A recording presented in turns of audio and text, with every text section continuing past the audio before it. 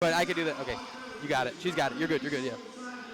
And a good evening and welcome to Thunderdome, my friends. It is another night of Federal Hockey League action.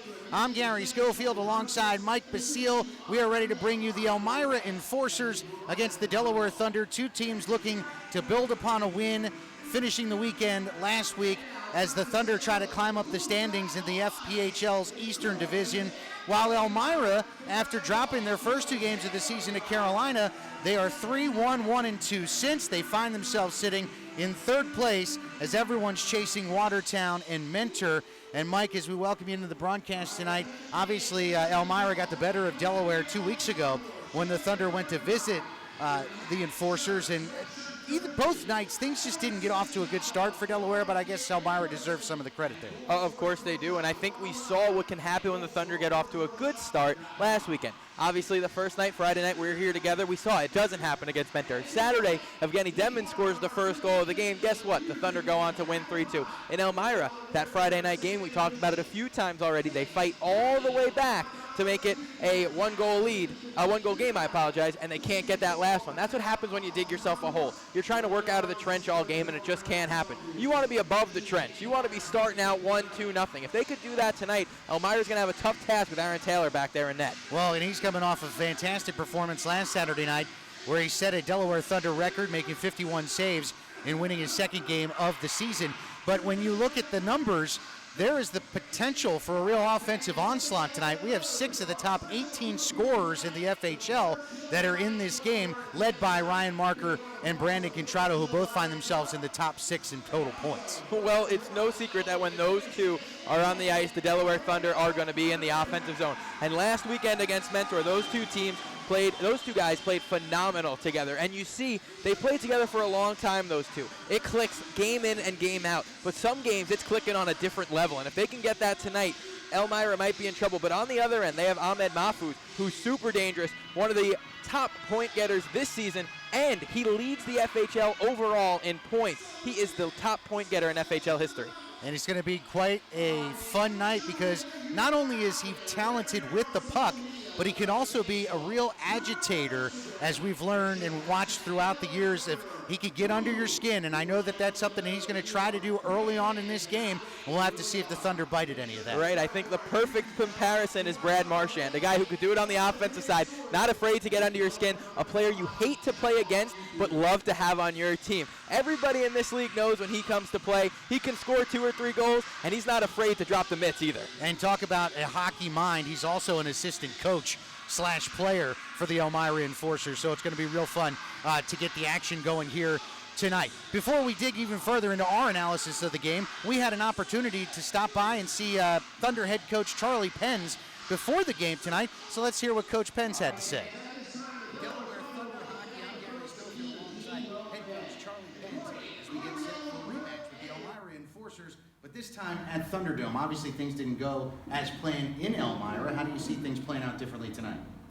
Well, Gary, we're a different team. We have Taylor coming back in the lineup, and Christo is 100%, so we're a little bit stronger. And then, of course, the additions of Anton and Igor, who played very well last weekend against Mentor. The one thing that really stood out to me is Kostyukov's willingness to carry the puck through center ice and really join the rush. Is that one of the pluses that you were looking at in adding into the roster?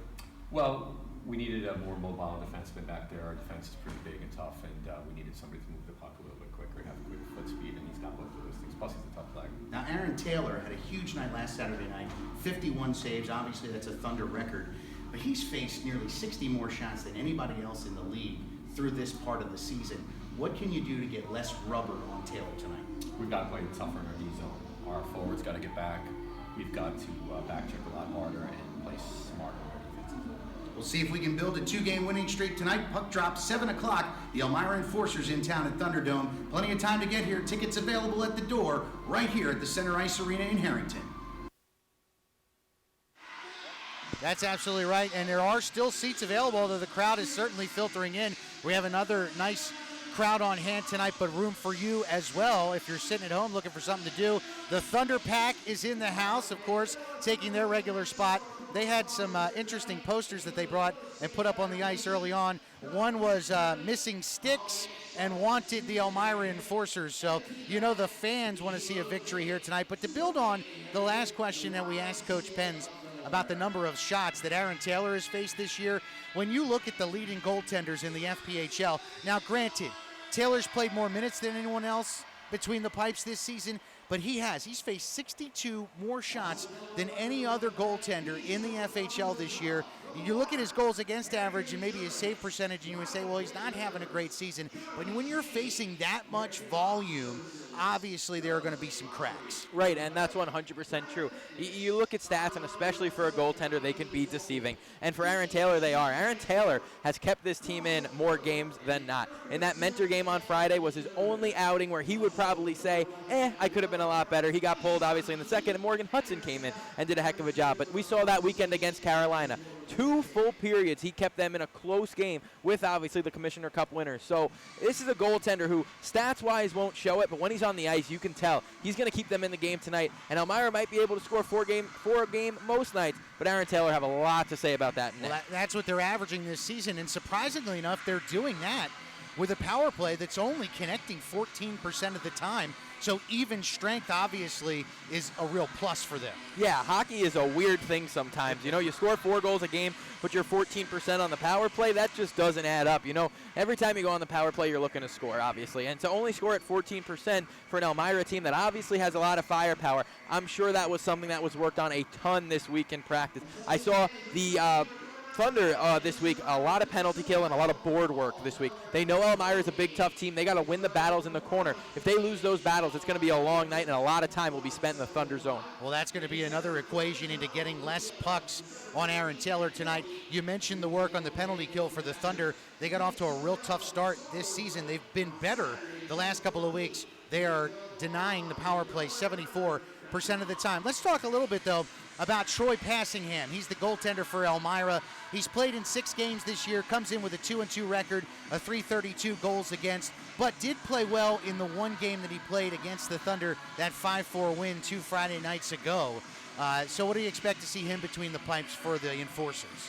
Passingham's a guy that's good as well. He's a big goaltender in the cage. He takes up a lot of net as is, and he's always positionally sound. So when you're big and positionally sound, you're already in for a long night as the other team. And I say that because you look at the net, there's already not much to shoot at. It's only the 6x4.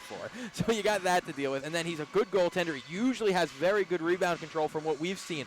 So if he's not giving up second and third chances, the only way you score on him, you keep it low and you take his eyes away. If he can't see it, chances are he's probably not going to stop it. A lot of goaltenders in this league, if they see it, they're going to stop it. Obviously, that's why they're playing at this level. So you got to take away the eyes and you got to go to the net. You got to agitate him a little bit. You got to dig a little bit. You got to get that loose puck somewhere in that slot area and bury it. Now, interestingly enough, it seems to me that Elmira's got the scouting report that they want to go high on Aaron Taylor. All through warm-ups, you saw every member of the Enforcers trying to hit the top shelf, go for the corners. Is that something that you've seen from Taylor so far? I don't know. From a lot of the times, the goals I've seen from Taylor are, a second chance or on the power play, deflection in front. A lot of times, I haven't seen Aaron Taylor get beat clean too often this season. And Mentor, the second goal, I'm sure he'd love to have back. But the first goal, just a pass across on, a guy wide open in the slot, and he tapped it home. And those are the goals that Aaron Taylor usually gives up. Does he maybe have something up high that they see? I don't know. I guess we'll find out tonight. Personally, I haven't seen it. I think Taylor's a very good goaltender, and if I think he sees the puck, like I said, I think it's going to be in the glove. Well, and things are a little different for the Thunder this time around since they played Elmira the last time. The addition last week of Anton Kalinin and Igor Kostyukov. We talked a little bit with Coach Penz about Kostyukov, but I know you were real high on Kalinin before the weekend last week. Tell me what he adds to this team, and he's getting bumped up to the first line tonight. He'll start with Ryan Marker and Brandon Contrato. I love Anton Kalinин's play. I think he's super fun to watch to start. I know that's not going to win you games, but he's super fun to watch, and he's got the vision that it's impeccable. I mean, he's in the corner, he's got his back turned, and he'll find Marker in the slot somehow, and his hands are quick as all can be. So he's moving the puck from blue line to blue line, and usually the neutral zone could be a struggle spot for a lot of teams, but Kalinin is quick. He can get the red line and dump. He's a smart player as well. He doesn't try to do too much. When you have hands like he does, a lot of players try to do too much. Not him, though. I expect a couple points from him tonight. I expect a big outing from Tolina and Kustiakov on the back end. You can tell how big he is right off the start. That's no secret. But wait till you see his speed in game. He'll be from blue line to blue line before you know it. He'll help a 2-on-1 up the ice. It's no problem, and he'll get back no issue. And that's the thing that really stood out to me, because one of the real Achilles heels for the Thunder early on this year was just trying to get the puck out of their own zone. Kustiakov has really made a difference with that, even in just 2 games. So we'll certainly look for him. He'll be in the number 21 tonight. Last week, Military Appreciation Night here on Friday night, he wore the number 95. Tonight, he'll be in the number 21. There are a couple of injuries for the Enforcers that will change their lineup a bit. They'll be without Nathan Peligra tonight and Igor Babyanin, who helps on the back end. So we'll see how that affects their line pairings and their defensive groupings as we get you set for face-off tonight. We do want to take a moment and just send our best wishes along to Elmira Enforcers play-by-play announcer Jonathan Clement. We were looking forward to meeting Jonathan this weekend and him being on the air for you Elmira Enforcers fans, but unfortunately he's a little under the weather, so we're going to wish him a speedy recovery. And Jonathan, hopefully on the next trip here to the Thunderdome, we'll get a chance to meet you in person. While we've got a second before we get you ready for the introductions, let's go around the FPHL, let you know the other teams that are in action tonight. 7 o'clock face-off. Danbury is hosting the winless Battle Creek Rumblebees. Watertown is at home against the Danville Dashers. Port Huron is in Mentor. And a fun matchup in the West. You have Carolina going up against Columbus. Columbus would certainly like to get a win over the Thunderbirds, who are again off to another great start this year. I think that one will be fun. You hit the nail on the head. That is a game where you keep tabs on C, because I could see that game going either way, can't you? Can't you see a 6-5 game or a 2-1 game? I could see that either way. You got Dylan Cage on one end, then you got the Columbus offense that is scoring at will some nights. So it's going to be a crazy game to watch. But here, I think here, tight checking, nitty-gritty game. Thunder and Elmira, you know there was some bad blood last time. I think that carries over. You have to think it does. They only played 2 weeks ago, so they all know each other. They all know who got under whose skin, and I think early there's going to be a lot of tone setting. The key when it comes to that sort of play is to do it, but discipline. Stay out of the box. You don't want to give anybody an extra chance early in this game. But, you know, we talked about puck battles. You talked about your discussion with the associate head coach Lou Santini yesterday.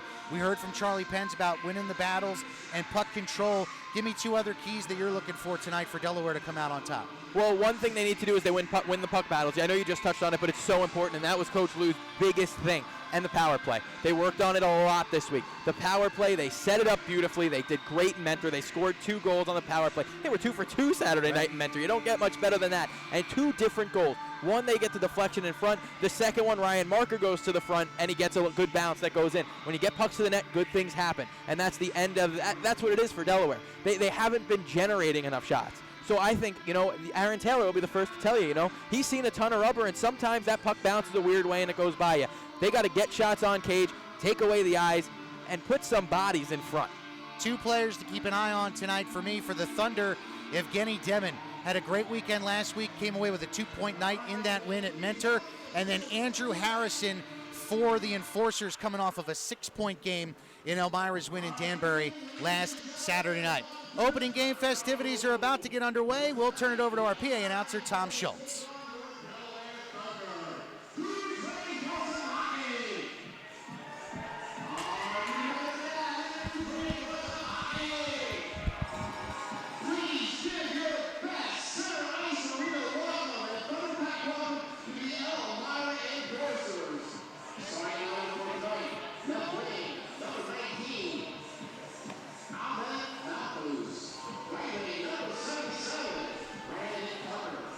Center,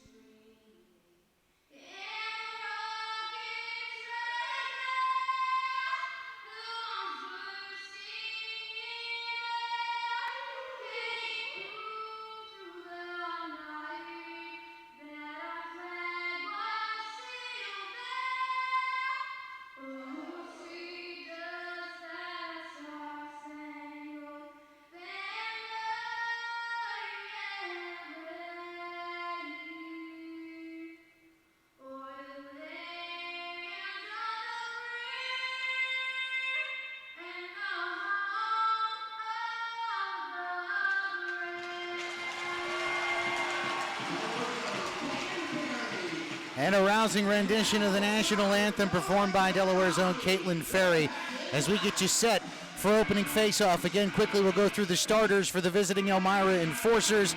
They'll go with the front line of Ahmed Mahfouz and Kyle Stevens, along with Brandon Tucker. On the D-line, Glenn Patterson and J.T. Walters. Troy Passingham is the goaltender. For your Delaware Thunder in their home blacks tonight, Aaron Taylor starts in the net. Anton Kalinin, Ryan Marker, Brandon Contrado up front. And on the blue line, it's Charlie Pence Jr., the captain, along with Daniel DeCristofaro, who scored a power play goal last Saturday night in Mentor. Yes, he did, and it was just getting pucks to the net. We talked about it. Cristofaro out at the point here. He sees a lane to the front. Marker slides through the area. It actually hits a Mentor stick in front and goes in. But, hey, when you throw pucks on net, good things happen, and they'll look to do that tonight. Feed off that, and look at these three starting. Contrado, Kalinin, and Marker. A dangerous three. Brandon starting at center. They move Marker to the right wing, at least for the opening faceoff. But Elmira gets the win, gets it into the Delaware zone, but Penn stops it there. They throw it back to center. Tucker with the steal. He walks into the slot, tries a backhander on Taylor, and it goes wide. Elmira will get to it in the corner. J.T. Walters will play it from the point. Tries to get it into the slot. Charlie Pence with a good block there, but now the puck's loose in the corner. He'll try to shuffle it along. Can't get it through Tucker. He battles with Contrado along the near boards. Now Kalinin joins the fray, but Mahfouz comes away with it. He'll backhand a little pass to J.T. Walters, who gets it into the circle to Tucker. Tucker with a high shot off the shoulder of Taylor. Bounces back to the blue line, but Walters plays it back in deep. They'll fight in the corner there. Tucker gets around to Cristofaro, walks into the slot, but then his shot's blocked by Pens, and they play it back out to center. It'll come all the way to the Elmira blue line. Probably not the start the Thunder were looking for. Spent a lot of time already in their own zone, and here they are back again. Mahfouz with a touch pass. Shot goes into the slot, and it slides through the crease. Taylor was lucky just to get a pad on it, and somehow that stayed out. Ryan Marker is able to get it back to center. Jack Wang now will just dump it in. Goes right into the glove of Passingham. He'll hold for a whistle. Smart play by Jack Wang there. Nothing going on. The rest of the line's in a midst of a change. You dump it in, you get an offensive zone faceoff. Now, who knows? You got Evgeny Demmin and Brendan Young out there as well. And I like this second line now, too. I think with putting Kalinin on the first line with Marker Contrado, you get to move Young back to the second line. Look how dangerous he could be. Right off the draw, he tried to walk through the slot and then got tripped up right there by Bryce Martin. They'll play it into the corner. Cameron Yarwood dumps it back to center. Basie recovers for the Thunder. He'll just play it off the near wall. Puck loose, and Harrison coming through the zone for the Enforcers. He'll walk across the blue line, walks into the circle, right into the slot. Quick shot, and a save by Aaron Taylor, and he'll hold for the faceoff. Well, the first thing you notice when the Enforcers come to town is they bring a ton of size, but they also bring a ton of speed, which is something you don't realize right away. Great move there to get to the slot. Aaron Taylor meets him at the top of the crease, though, to make a save. The only thing he could shoot at was that Thunder logo. Third line out now for the Thunder. McIntosh, Masters, and Taylor Cutting, who's playing on the forward line tonight. After his suspension has been served, he's back in the lineup, as Coach Penn's mentioned in our pregame. DeCristofaro plays it up to Masters, who clears it to center. McIntosh, he'll throw it into the Enforcer zone. Passingham plays it behind. He's forced by Cutting, but gets it around the wall. Couldn't get through DeCristofaro, but now they do. Quickly, they got a 2-on-1 if they hurry. In the slot, back to the circle, but right into the skates of the trailing D-man who was joining to play Yarwood, and that bounced off Taylor and into the corner. Eric Masters gets it back to center. McIntosh will play it there. He walks into the Elmira zone. Puck loose in the slot. McIntosh to Kostyakov, and a blocker save there by Passingham. Puck goes back around the Elmira net, and chasing there is Clark. He plays it along. Big hit on the near wall. Masters, another big physical play by Taylor Cutting. That's something the Thunder have been missing. How about the play from Kostyakov? He finds it in the slot, and he's got a quick release, and he could rip that puck. So if he gets it loose again, Passingham better be ready for that quick shot like he was there. Puck comes loose into the Elmira zone. They'll just play it back to center. An errant pass there. Minucciello now plays. He'll dump it into the Elmira zone all the way behind the goal. Passingham holds it up there. Plays it backhand to get it away from Tondel. Puck comes up near us, but stays in play and rolls into the Delaware zone. Again, you mentioned the speed, and they win the race as Brendan Hussey gets to the puck first. And now coming around, that's Skropolis. He'll play it back to the blue line, and they'll just fire it back around. That's Jordan Clark playing it there for Elmira. Patrick Tundle gets to it, but can't clear the zone. Skropolis just dumps it back in, and now Basie will try to clear the zone, and he does, but only back to center, where Whitcomb plays it at the red line. He gets hit by Tundle, but now the puck's just sitting there in the Delaware zone. Minucciello is able to play it to center, but can't get it by Whitcomb. He'll just dump it in behind. Taylor will hold it there as the Enforcers go for a line change. Well, we've seen a lot of physicality from the Thunder, but it hasn't scathed the Enforcers. They've had the better of play early in this one. Minucciello with a quick shot. That's knocked down and negated by Glenn Patterson. Puck just trickles onto Passingham, and he'll hold for another faceoff. Cameron Yarwood, a guy we want to touch on a bit here, got 4 assists on the season, good playmaking ability, also probably one of the top defensemen in the defensive zone on this team as well. He's one of those guys that could do it all. You'll see him on the power play and on the penalty kill. Debin on the draw. He was with Stevens. He wins it. DeCristofaro from the point, bouncing puck in. Passingham plays that into the corner. Now behind, JT Stevens tries to get it to Mafuz. Good pinch by Charlie Penns. And he throws a wide-angle shot, but the blocker's there for Passingham. And now the puck comes loose to Tucker. He tries a long, lengthy pass to Mafuz, who walks in on Taylor. Big save with the shoulder as it goes to the corner. And Penns plays it to Jack Wang. Touch pass to Demon, who comes through center. He'll walk into the Elmira zone. Right into the circle. Quick shot. That's deflected. JT Stevens goes out of play, but you see the quick strike ability by Elmira there. Aaron Taylor up to the task. Well, 5 goals, 10 assists on the season for Mafuz, and he shows you why. He blows by the defense in all alone, and that was a quick release also from him. And on the breakaway, you don't know. He's going to go forehand, backhand, and he decides to just ring one right off the shoulder of Aaron Taylor, who's been good once again early. Off the draw, Hudson Michaelis wins it.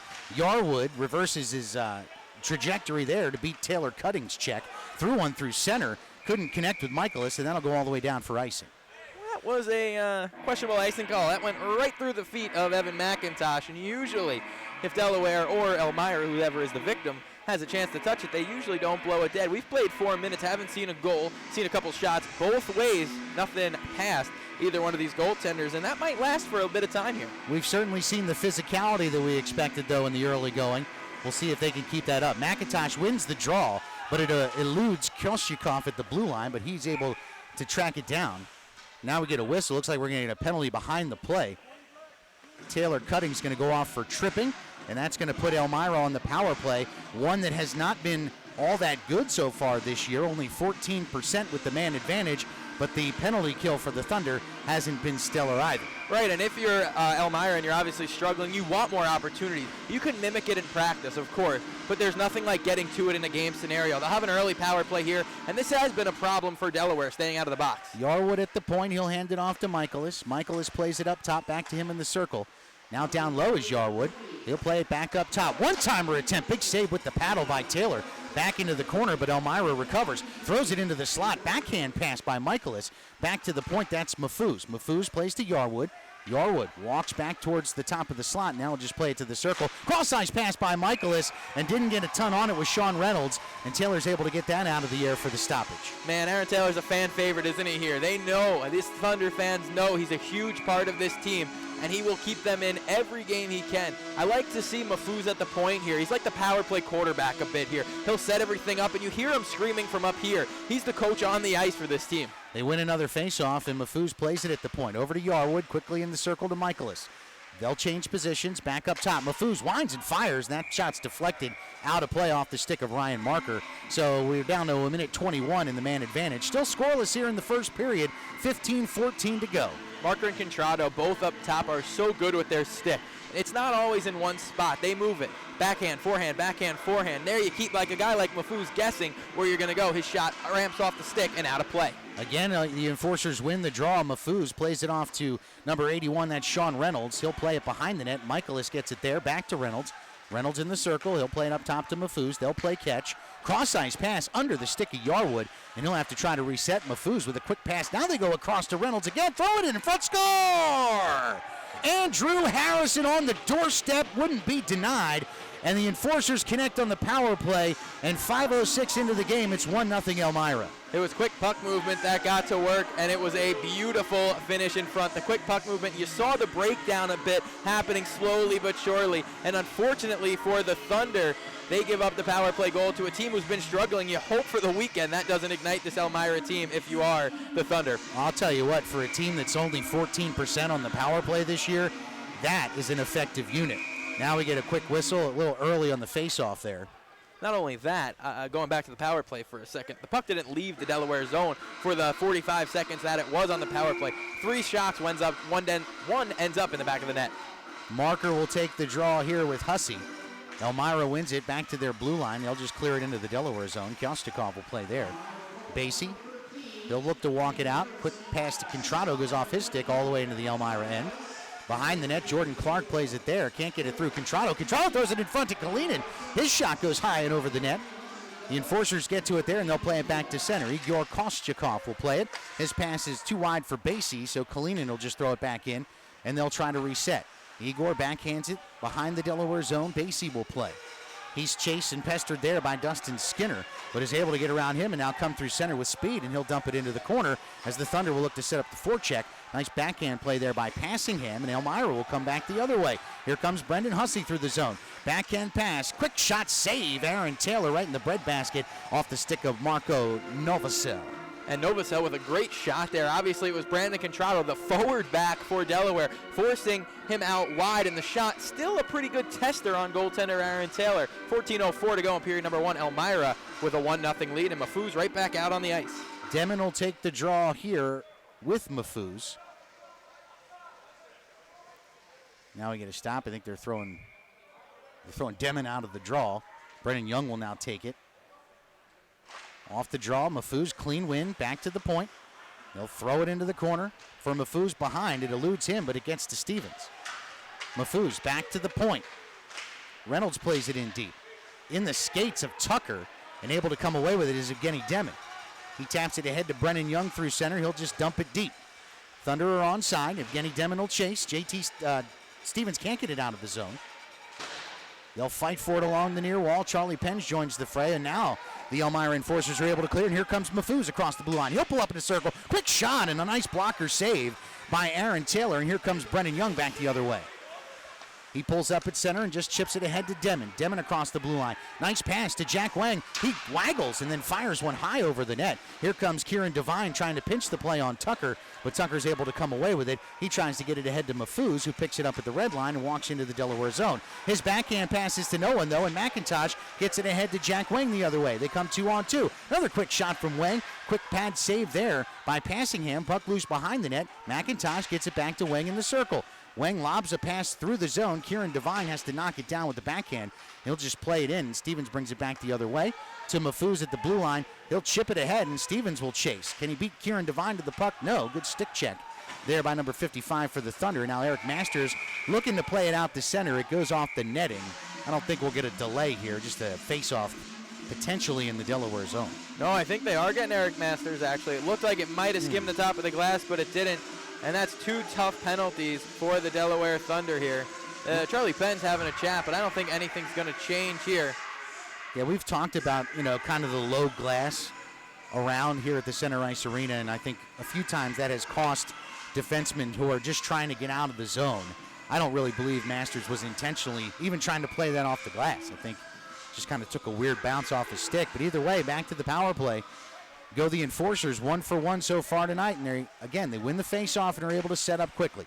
Yarwood back to the point to Mafuz. Back to Yarwood just to top the circle. Now to Michaelis down low. They go cross ice, can't connect. As the pinch there by Sean Reynolds. The pass couldn't be completed, and Delaware is able to get it clear with 1:40 to go. And Reynolds has no mistake scoring goals for the most part. 5 goals, 8 assists on the season. He could be super dangerous as well. That's a shock still to me that this power plays at 14% with this talent on it. The way it's played so far, I couldn't agree more. Michaelis carries behind the net. He'll play it around. Yarwood's there for Elmira. He'll backhand a pass back to Michaelis. To Mafuz at the point.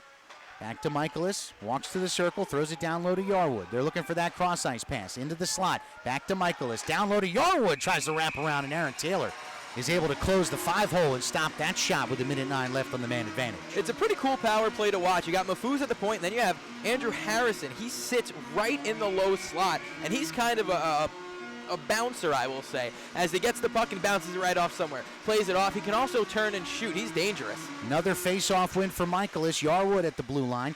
Back to Michaelis in the circle. Throws it in front. And nearly connecting again was Andrew Harrison, but he deflected it wide. Back to the point. Yarwood. Again back down low to Michaelis. Back to the point, Mafuz. He'll wind and fire. Puck deflected, and Aaron Taylor makes the save. Loose behind the net. Pens takes a whack at it and throws it along the boards, but not out. And now down low here, the goal scorer Harrison circles back, hands it off to Michaelis. He'll walk into the circle. He'll wind and fire. His shot's deflected by DeCristofaro wide. It trickles back towards the blue line, but Michaelis is able to keep for Elmira. Back to Mafuz, and they're able to reset. Mafuz at the top. Waits to Michaelis in the circle. Back to Mafuz. Mafuz looking for an opening. Gets McIntosh to his knees and sends it to Michaelis for the one-timer, but he gets it right off the heel of his stick. But right back to him. Back to Mafuz at the point now. To Michaelis in the circle. Mafuz throws one down low, and it's through the stick of Yarwood and wide, but Michaelis is able to gather. And back to Mafuz at the point. He goes another one-timer that is just muffed by Reynolds, but again, the Enforcers able to control the puck. Down to 5 seconds on the power play. Throws one in front, still loose. In the slot, it's Michaelis waiting. His shot deflected by DeCristofaro, and it goes into the netting, and we get a stop. So the Thunder, although they spent pretty much all of that power play in their own zone, able to kill it off. Well, if that's why Elmira's been struggling on the power play, because they just can't connect on that last level, that hurts, because this power play, through the first 2 of this game only, and we haven't even played 10 minutes yet, has been very dangerous and fun to watch, and you can't give Elmira this many chances. They're gonna make you pay. You talked about Mafuz as the quarterback on the power play. Fantastic. Off the draw now, Kostyakov carries around one Elmira defender and is able to play it ahead to Patrick Tundle. His backhand pass comes to Contrato. Quick shot goes high over the head of Passingham. But playing it there is Minucchiello. He gets it in deep. Another touch pass from Contrato, who takes a big hit, puck loose in the slot. Now they throw it into the corner. It's kind of a little helter-skelter here. Contrato trying to get control, but he's playing off the puck nicely by Christian Whitcomb. Now Tundle, he bodies Skropolis. Kostyakov trying to find Minucchiello, went off the heel of his stick, but still behind as the Thunder try to work that forecheck. Puck jumps into the air, played by a high stick by Jordan Clark, and we'll get a whistle. And we'll get a face-off in front of Passingham nearly halfway through the first period. Elmira leading 1-0. And Delaware has their chances in the first, albeit not as many as Elmira, but they don't hit the net. They haven't hit the net yet, over the top, and I know you're trying to pick corners. He's a big goaltender. Shoot low and go for the rebounds. You mentioned there's just not a lot of room when he comes out to challenge. Demon off the draw. He wins it. Brennan Young taps it back to Alex Basie, who will play it around, and Jack Wengel chase there. He beats Clark to the puck, but then he's bodied off by Skropolis, but Basie's able to keep. Gets it back to Jack Weng. His pass, he fans on it. Puck's still loose, though, and he'll play it back to Basie. Quick shot. That one gets on net. Passingham kicks it aside. Puck loose along the far wall, but now the Enforcers are able to clear that pass for Skropolis just a little too far, and Basie recovers for Delaware. Nice little stop move, but now the puck bounces off the referee, and Skropolis is able to get it. Backhands it into the slot, but Basie's able to clear.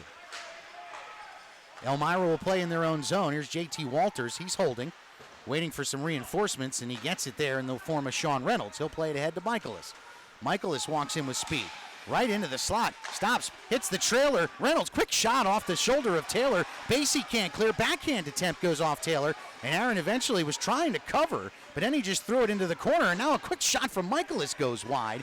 As the Enforcers, again, this line has been pretty dominating, and Mafu's not even on it at this point. Michaelis will play it back at center for the Enforcers as they'll look to regroup.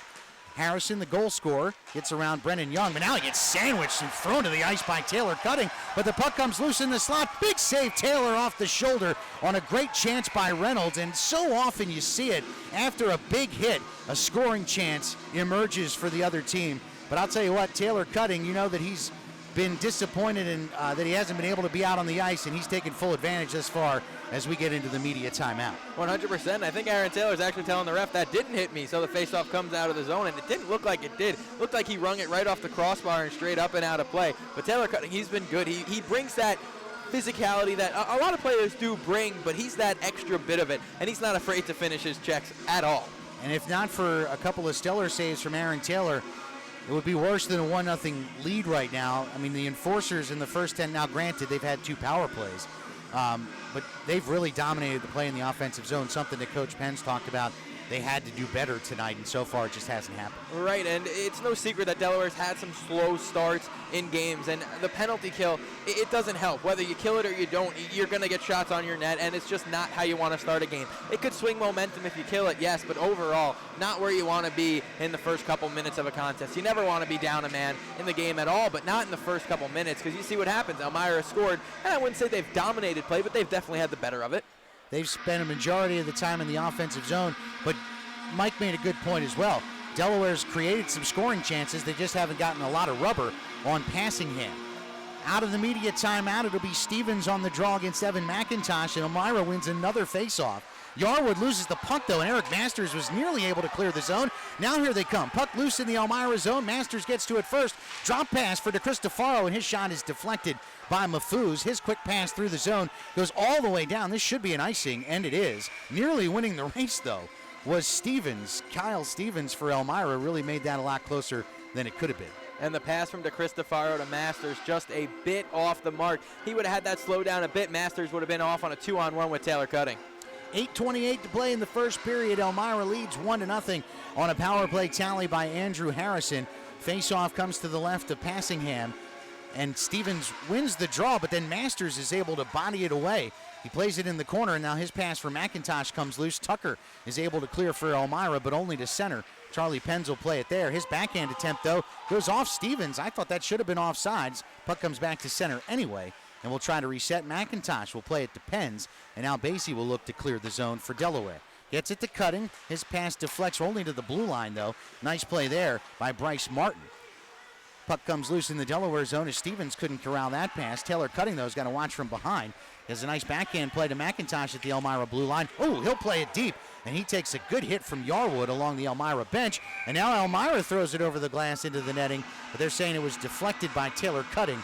So the faceoff will just come in the Elmira zone, no penalty. Yeah, that one definitely tipped up out of play. 1-0 Elmira, and since that last power play, since the media timeout, I should say, bit of a stalemate here. Both teams have had a few shots towards the net, I should say, nothing on net, and we've seen some good play in the neutral zone from both teams. On the draw this time, it'll be Ryan Marker against Michaelis. Puck comes loose on the near boards. Tundle plays it back to DeCristofaro. His shot's deflected by Minucchiello, and it goes wide. Race there is won by the Enforcers as they get it back to center. Cristofaro looks to calm it down there to Tundle. They'll play it to Kostyakov, who can't handle the pass, but it comes back to DeCristofaro, and he'll just skate back into the Delaware zone. He'll chip one ahead. Harrison knocks that down with the glove. Now quick backhand pass to Michaelis, and there Reynolds is able to play it in on Aaron Taylor. He'll hand off to Kostyakov, plays it to Patrick Tundle. He walks around Michaelis, almost using the ref as a bit of a screen there to get loose. Now to DeCristofaro. Daniel throws it across the zone and back out to center. That's where Clark will play for Elmira. He plays it across to Whitcomb. His pass, clearing attempt, I should say, hits the linesman, and Tundle's able to play it into the far corner. Minucchiello, quick pass to Ryan Marker with a quick shot, but the glove arm is up to the task for Passingham. Puck now loose along the near wall, comes back to Marker. His quick pass to Minucchiello doesn't get much on the shot, and it goes wide. And now a clearing attempt there by Reynolds comes back to center. Cristofaro will blast it in. It's off the right pad of Passingham. Delaware was on a delayed offside, so they had to clear out. Whitcomb will now play it for Elmira. Back to center, but a nice play by Brennan Young. Holds at the blue line, plays it through a defenseman, and a nice backhand shot. But Passingham did a nice job of keeping the 5-hole closed, denying Brennan Young. It was 6:33 to play. It remains a 1-0 game. Great play by the youngest player on the team, Brennan Young. Makes the play at the blue line, keeps the puck in the offensive zone, throws it forward, draws a penalty. Delaware goes to the first power play of the night, and he makes an incredible move to free up a shot for himself. And a great shift from Patrick Tundle as well. 2 good keeps at the blue line from him. And he's a guy who they need to contribute a bit more on the offensive side. Forecheck seems to be warming up a bit for Delaware. Hudson Michaelis goes to the box for the minor penalty. Now Glenn Patterson, having a discussion with the referee about that call. But Delaware is up to 21% on the power play and 2 for 2 in their last game, a win at Mentor last Saturday night. They win the draw momentarily, but then that bouncing puck, Pens can't keep it in at the blue line, and they'll have to reset. He'll hand it off to Ryan Marker. His backhand pass goes across to Kalinin. He's being pestered there by Stevens, but is able to play it ahead to Pens. Pens pass goes through Demon. And another easy clear. This time it's Patterson, who plays it down. Kalinin looks to reset for the Thunder as they'll try to break out with speed. Ryan Marker works around Mafuz, fumbles the puck a bit, but is able to kick it back to his stick. Walks through the circle. Now he'll come around. He'll play it to Demon. Demon back to the point to Pens as the Thunder look to get set up. Marker in the left circle. Walks in. Quick shot, and it goes high and wide. And wheels all the way around. Pens does a nice job to keep it in there at the blue line. But then his pass to Kalinin comes off the boards, and Elmira is able to clear it all the way down. I think that was a bit of miscommunication between Pens and Kalinin. I think Kalinin thought there was another man that pass was intended for, as he was not ready for the pass. But a good keep by Pens after Marker's shot just rattled around the glass a little too hot. Marker again comes through the neutral zone with speed. Backhand pass to Kalinin. Anton plays it there. He's harassed by Mafuz, but it does a good job to keep. Gets it to Marker behind the net, who will play it back to the point. To Cristofaro, gets it there, plays it back to Marker. Marker at the circle, waits. Down low to Contrado. Contrado back to Marker. Marker up top to Cristofaro, lines and fires, and a big blocker save by Passingham. The puck shot straight up, and a nice play there by Patterson just to get it clear. Another quick shot from Cristofaro. Sluice, and he scores! Evgeny Demon on the rebound. Scores for his 2nd straight game, and the Thunder have tied it at 1. It all starts with Cristofaro at the point. He's so good at getting pucks through. We talked about when Carolina was here. Nathan Campbell does it so well. Cristofaro does it pretty good for our hometown team here, and Evgeny Demon stays hot, and he scores. And I'm pretty sure Brandon Contrado from his back pushed that puck to Evgeny Demon. 1-1, 5:04 to play. If so, that'll give Contrado his 12th assist of the season, which leaves him 1 behind the league leaders. 3 members of the FPHL have 13 assists this year. But a huge score to get the equalizer with 5:04 to play here in the first. Special teams proving costly for both teams here. Power play goals, 1 aside. Yarwood plays it around. It's behind Clark. He gets bodied by Taylor Cutting and loses the puck to McIntosh. Evan can't get it through Hussey, though. And now Yarwood will just play it ahead to Novosel, who gets through center. Stick check there by Devine, but puck's loose in the circle. Hussey plays it. Can't get back through Kieran, and Devine takes it away. Kieran now walks out from behind his own net. Tried to get it to Masters, but that puck was airborne, and Eric couldn't knock it down. He does that time and gets it into the Elmira zone, but it's loose. And picking it up there is number 55, Bryce Martin. Martin trying to get around McIntosh. McIntosh trips him up. Now we're going to get a penalty. Puck played by Elmira, though, so I wonder if they're going to call this on Martin. Yeah, it is going to be on Martin. It was great work by McIntosh.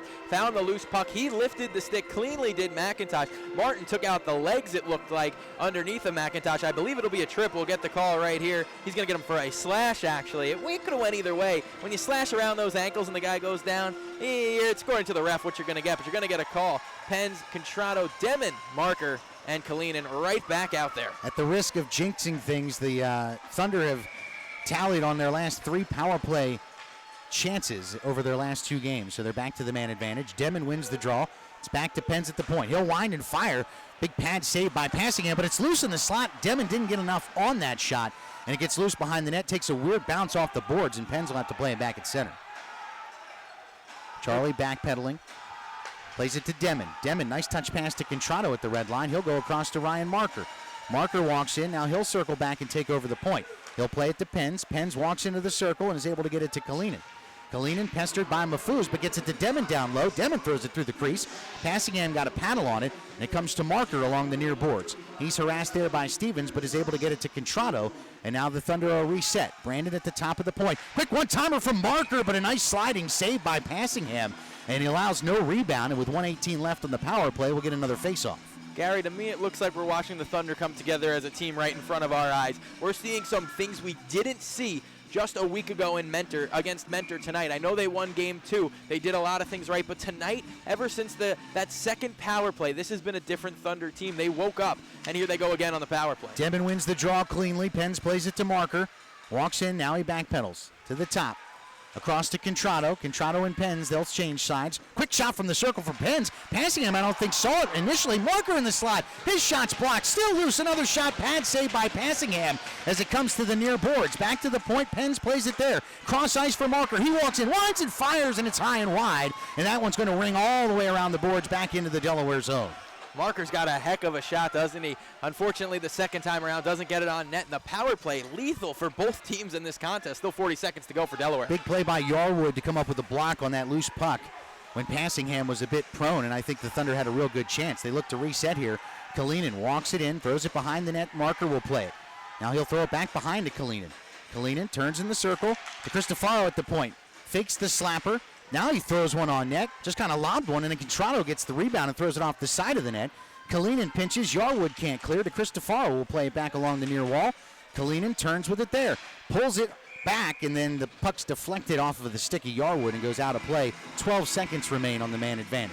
That puck never came out of the ceiling, just FYI. But other than that, the power play still looks good. And the best penalty killer, always your goalie. It's Passingham this time around, just like last time, it was Aaron Taylor. Puck only came out of the zone once this whole 2 minutes.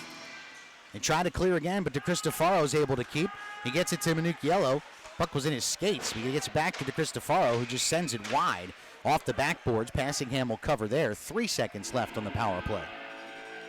Seeing a different look at the end of this power play, and I think they bring McIntosh out because he's such a good center. He wins faceoffs for this Thunder team, and that's a department too. I think we don't touch on that. They do kind of struggle with from time to time in the faceoff dot, but they can get hot as well and win a couple.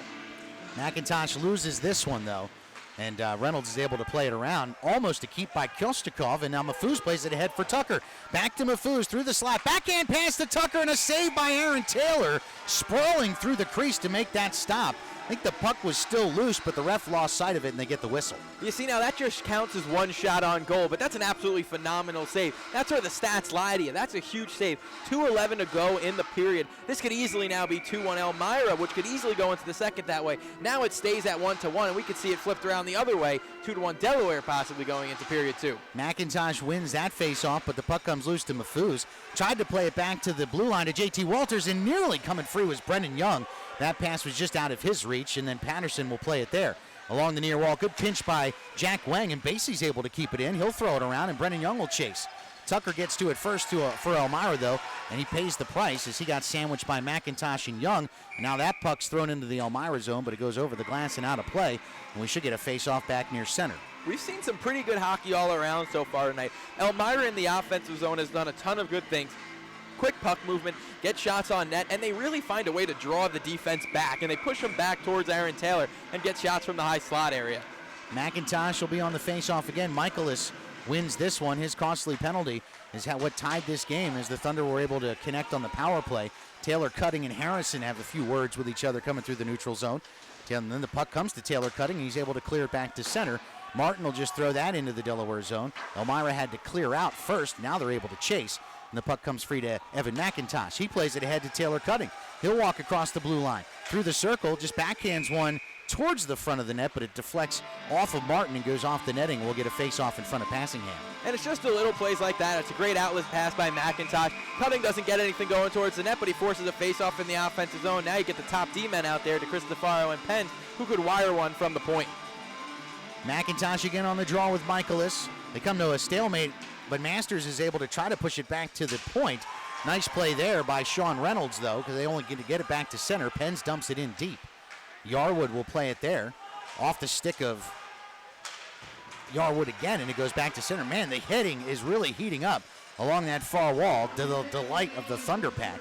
Daniel DeCristofaro is able to clear it out of his own zone, and they'll trickle it in. But Martin is able to get it out for Elmira. Back to center. Here comes Reynolds. Reynolds pucks in the skates of Michaelis. Throws it in front. Still loose, and it goes off the heel of the stick of Reynolds. He throws it into the slot, and Masters knocks it down. And now DeCristofaro is able to get it back to the neutral zone. Martin, his entry pass goes off the skate of Michaelis, and the puck bounces back into the Enforcers zone. But now Michaelis comes away with it again, just inside the blue line. His dump is blocked by Pens. It comes out of the zone. And now Basie will control. Under 25 seconds to go in the first period. Basie circles back. Now he'll look to walk it out. He'll play it ahead to Minucciello. 15 seconds to go. Backhand pass is under the stick of Marker. Now Mafuz plays just across the red line. Kicks it ahead to Stevens. Stevens walks through the circle. Backhands one into the slot. Nice clear there. Minucciello is able to get it all the way down. And then Passingham will play it as the clock comes to 0. So we're through 20 minutes of play. An exciting end-to-end period. Both teams were able to connect on the power play, and as we sit at the end of one, it's 1-1. Right, and it's a great play by Tondel at the end of the period there. He gets back checks hard. They were looking for a hooking call. Could have been close, maybe not, but that's good. You get back. You'd love to see the forward being the second man back to help out the defense. You'll love to see that. And then I think Delaware got to be a little more time management there. There's 16 seconds on the clock. They try to feather across through the blue line. Get the puck deep, come in 1-1. I know you want the scoring chance, but you don't want to come back the other way on a 2-on-1. We talked about how you felt like things kind of shifted after the Thunder killed that second power play, and I couldn't agree more. There's been a lot more time spent in the Elmira zone after that second power play kill for the Thunder, because up to that point, most of the first period, at least the first 8 minutes or so, although granted, 4 of those minutes were power play minutes, just about, was spent in the Delaware zone, and Aaron Taylor did a really nice job to keep the game, manageable. Right, and pretty much what it is momentum swings are so quick in hockey. It could be a hit, it could be a fight, it could be a penalty kill, and that's what it was here. We said the early power play, maybe for Elmira it could give Delaware a slight advantage if, hey, they kill it. But they didn't, obviously. That's the risk. But they do kill one, and they're looking up after that, and they've been much better. We saw a totally different team after the media timeout. What team do we see in the second period? Elmira's been steady. We know what they bring to the table. They bring size and grit. The Thunder, they bring both of that. They can bring some scoring to the table as well. I will say, too, you and I talked about in the pregame that we expected this to be a physical game. We expected there to maybe be a little bit of bad blood left over from 2 weekends ago. And we've seen the physicality, but not really the chippiness that sometimes can get out of hand. That was a really quality 20 minutes of hockey. I agree. I mean, I can't say enough of how good of a period that was. Pretty even, I would say. First 10 minutes, Elmira. Second 10 minutes, Delaware. The goaltenders were good. The forwards were great. I think the defense on both sides was good. Yarwood was incredible in that period, both over here in the offensive end and over there in the defensive end. And then you got Charlie Pens, obviously, blocking shots and ripping them. And DeCristofaro, so good in the offensive zone. Not taking anything away from him back there, but he is so good as an offensive defenseman. It's been nice to see him kind of grow into that role, especially on the power play over the last 5 weeks. Let's thank some of our fine sponsors that make Delaware Thunder hockey possible, and we appreciate you tuning in tonight to our Delaware Thunder YouTube channel. If you found the link at federalhockey.com, welcome into Thunderdome. After one period, Elmira won, the Thunder won, and Delaware Thunder would like to thank our corporate sponsors, Bay Health, Betsy Ross Pizza, the Brimming Horn Meadery, Duck Creek Printing, Gatehouse Media, M&T Bank, Easy Loans Incorporated, The Barn, Harrington Insurance, Big Oyster Brewery, Coeur d'Leon Grill and Restaurant, 47 ABC, Delaware Prep Ice Hockey, Bridal Bit Liquors, Charlie's Painting, American Hockey Services, Forever Media, Applebee's Grill and Bar, Robert Webster Cosmetic and Family Dentistry, Delmarva Chiropractic and Wellness Center, First State Fabrication, Pizza King, Post-Acute Medical, Premier Orthopedic Bone and Joint Care, Holiday Inn Express, the Delaware State Lottery, Planet Fitness, Mission Barbecue, THG Transport Incorporated, the YMCA of Delaware, CrossFit Dover, the Texas Roadhouse, and Erco Ceilings and Interiors. And we'd also like to send a special thank you out to the Burge Hill Lions Club, who are here tonight on hand at Thunderdome, helping us spread the word and helping spread the word of all the good work that the Lions Club does here locally as well. Exactly right. It was a great 20. Looking forward to 20 more. And once again, want to thank all of our sponsors. It's incredible how, as an expansion team, we have so many sponsors, so many incredible fans here tonight. I was looking at the media timeout, looked out at that front door. We still have fans piling in. Right. It's already 7:20, 7:25. They still want to get in the door here. It is one of the hottest tickets in town, and of course, there are still seats available. You can still come over now. I mean, Right. We're only one period in. We've got 2 more exciting periods of hockey left. It's 1-1. Come on by, or if not, make your plans to join us tomorrow night, because these two teams will be right back at it right here at Thunderdome. Face-off coming up at 7:05. And as we look a little bit further ahead, the Thunder will be on the road next weekend. They've got 2 games at Watertown, first place Watertown Wolves. I think we knew Carolina was going to be really good. You know, they're the defending Commissioner's Cup champions. I don't know that any of us realized that Watertown was going to be as good as they are, and they're off to that hot start at 7-1. Yeah, Watertown's been very good this season. Also a team that could score some goals. They get some good goaltending, as you mentioned, as well. And it seems like early in the season they're firing on all cylinders. Is it just an early season thing, or will it be all season long? We don't know. Hockey's a long, strenuous season, obviously. But right now, Watertown looks like a top team to beat. I actually shorted them a win. They're 8-1. They've got that extra game because they and Mentor played that Saturday afternoon game last week in Ohio. So they are 8-1. Right now it's in the first period as Watertown is hosting Danville, and it looks like that game is scoreless thus far through the first period. Not much happening, as actually they just faced off at 7:35. Carolina, the Thunderbirds against the Columbus River Dragons. That game just underway, about 10 minutes in, so we're waiting to get some play-by-play from the action there. Elsewhere around the Federal Hockey League, we have Battle Creek at Danbury tonight. The Hat-Tricks have a 1-0 lead in that game in the first period. Goal scorers for Danbury, Carter Shinkatuk on assists from Gordy Bonnell and Corey Anderson. So the Hat-Tricks lead 1-0. And, you know, the Rumblebees are in a similar situation to the Thunder. Brand new team here in the FPHL. Of course, Danbury, they've got a team back in Danbury now with the Hat-Tricks. But the Rumblebees have had a tough go of it thus far this season, still looking for their first win. Right, and it'll come. They're a team that joined very late, too, very late. They were the last to get players. You know, it was, I believe they accepted, they became a team 3 months before the season started. So that's not much time to be able to figure everything out. I think it's a team that'll get going, and once they get their first win, you really never know what can happen in this league. A lot of these teams are very tight. 5:45 to go in the first period. Mentor hosting Port Huron. Those teams tied at 0 early on in that one. And again, no update just yet from the Carolina-Columbus game, but we will certainly keep an eye on that. So we talked about special teams in the pregame and how important that they were going to be, and we weren't quite sure what to expect from an Elmira power play that came in connecting only at a 14% clip. But I'm telling you, just watching the way they run their power play, I would never believe that number, because the way they're able to create space, get passes through the crease to set up some one-time opportunities, and I think a lot of that has to do with 2 guys, Ahmed Mahfouz at the point, and what Yarwood is able to do when he goes down low. Those 2 guys really is what makes that power play kind of hum. Yeah, it's fun to watch. It's really fun to watch. They run a different power play, too. They kind of run 3 guys right through the slot area. One on the right, one on the left, one right square in the middle as like that bumper, like we said. They also could have a guy behind the net or in front. It could be real bunched up, and Mahfouz just sits right at the top of the point right there. He can either fire away, he could set up one of his guys in the corner, or he could go to the bumper, and he does a great job with seeing the ice. That's why he's obviously the player's coach out there. He does a great job with his on-ice vision, and Yarwood, too. I like him in the offensive zone a lot, but back in his own end, he is a huge body that's not afraid to eat shots. And Elmira had a very good first period, and it's good to see Thunder match them, because the Thunder played a very good first period as well. Well, because remember, the last time that these 2 teams met, you know, Delaware was down, I think, 3-0 after the first period, the first game, and then dug themselves another hole in the Saturday night contest that they just weren't able to dig themselves out of. And it was nice to see them kind of, you know, we talked about their slow starts, and, you know, Elmira's able to connect on the power play. It was nice to see the Thunder turn the momentum.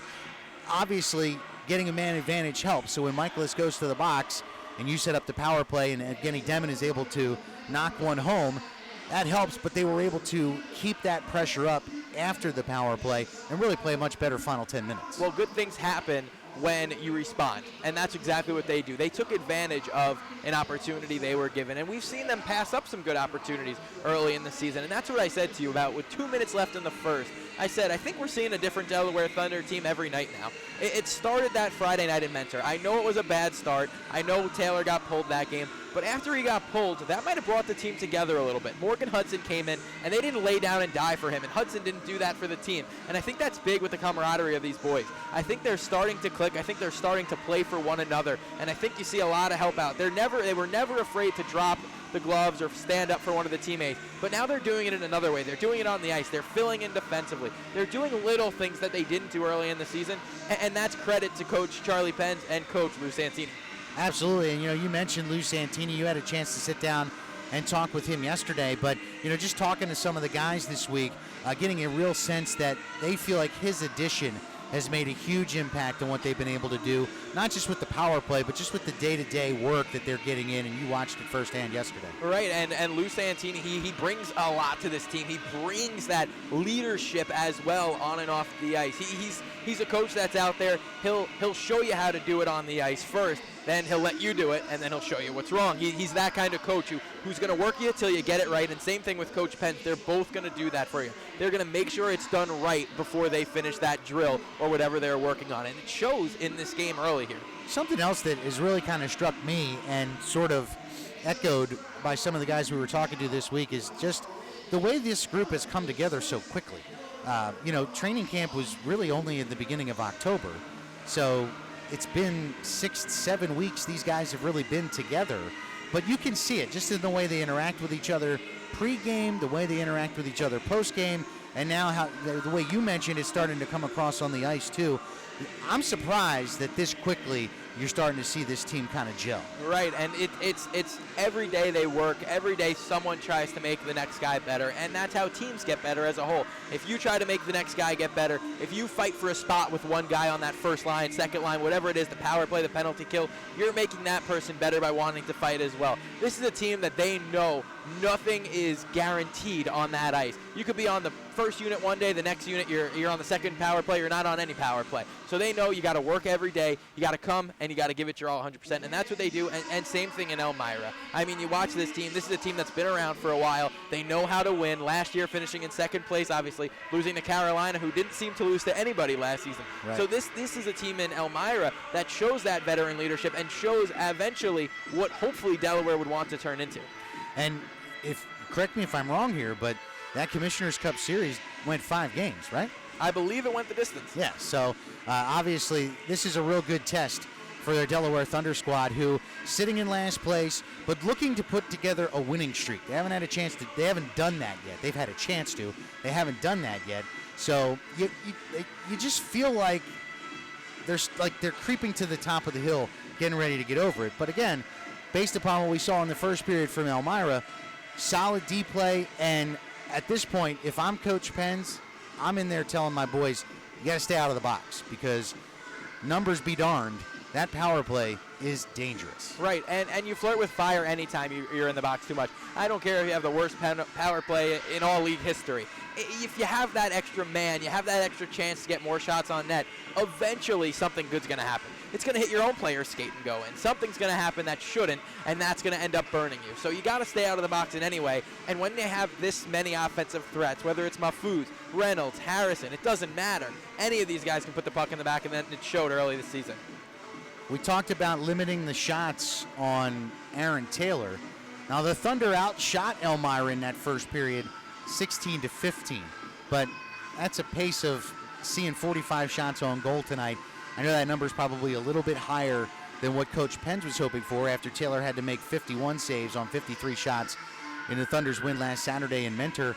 What can Delaware do better to try to get less pucks on Taylor here in the second period? Well, it starts with the simple things. It's one chip and out. It's not 2-3 chips and out, because on those second and third chips that don't come out, the puck's going to end up once or twice going towards that net, and Taylor's going to have to make a save. I also saw 15 saves, but I still have 4 or 5 quality chances to score. Limit that. I'm a guy who doesn't mind shots if they're stepping over the blue line and putting it on the net, and Taylor steers it away, no problem.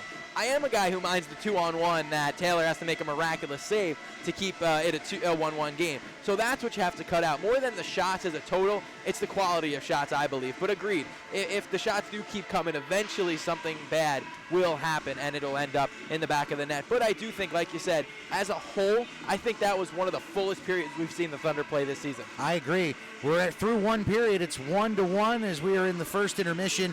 I'm Gary Schofield alongside Mike Basile. We welcome you into our coverage of Delaware Thunder hockey on YouTube and at federalhockey.com. Let's recap what went down in the first period. The Elmira Enforcers went to a power play just about 4 minutes into the period, and they were able to connect. Andrew Harrison knocked one in from the doorstep on an assist from Sean Reynolds. Hudson Michaelis picks up a helper on that one as well.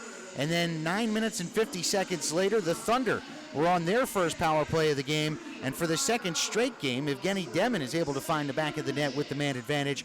Daniel DeCristofaro and Brandon Contrato, who picks up his 12th assist of the year. That's good for second in the FPL, 1 assist behind 3 other players who are tied atop the assist chart. That's Parker Moskal from Mentor, and then Lane King and Kyle Powell of Watertown each have 13 assists. So that Contrato connection continues to be a very productive one for the Delaware Thunder. And when you're playing with Ryan Marker, it comes a bit easier for Ryan Contrato, taking nothing away from him. But Contrato also, you could say on the other end, helps Ryan Marker bury the puck into the back of the net. But those two together, Brandon Contrato, my apologies, 6 goals and then now the 12 assists for him. He could do it both. And Marker's got 9 and 9 on the season, so clearly he could do it both as well. But Marker's definitely the guy who likes to put the puck in the back of the net between the two. I will say this, something, if you've been watching the Thunder, or maybe you didn't watch them early on in the season, they are definitely rolling lines deeper now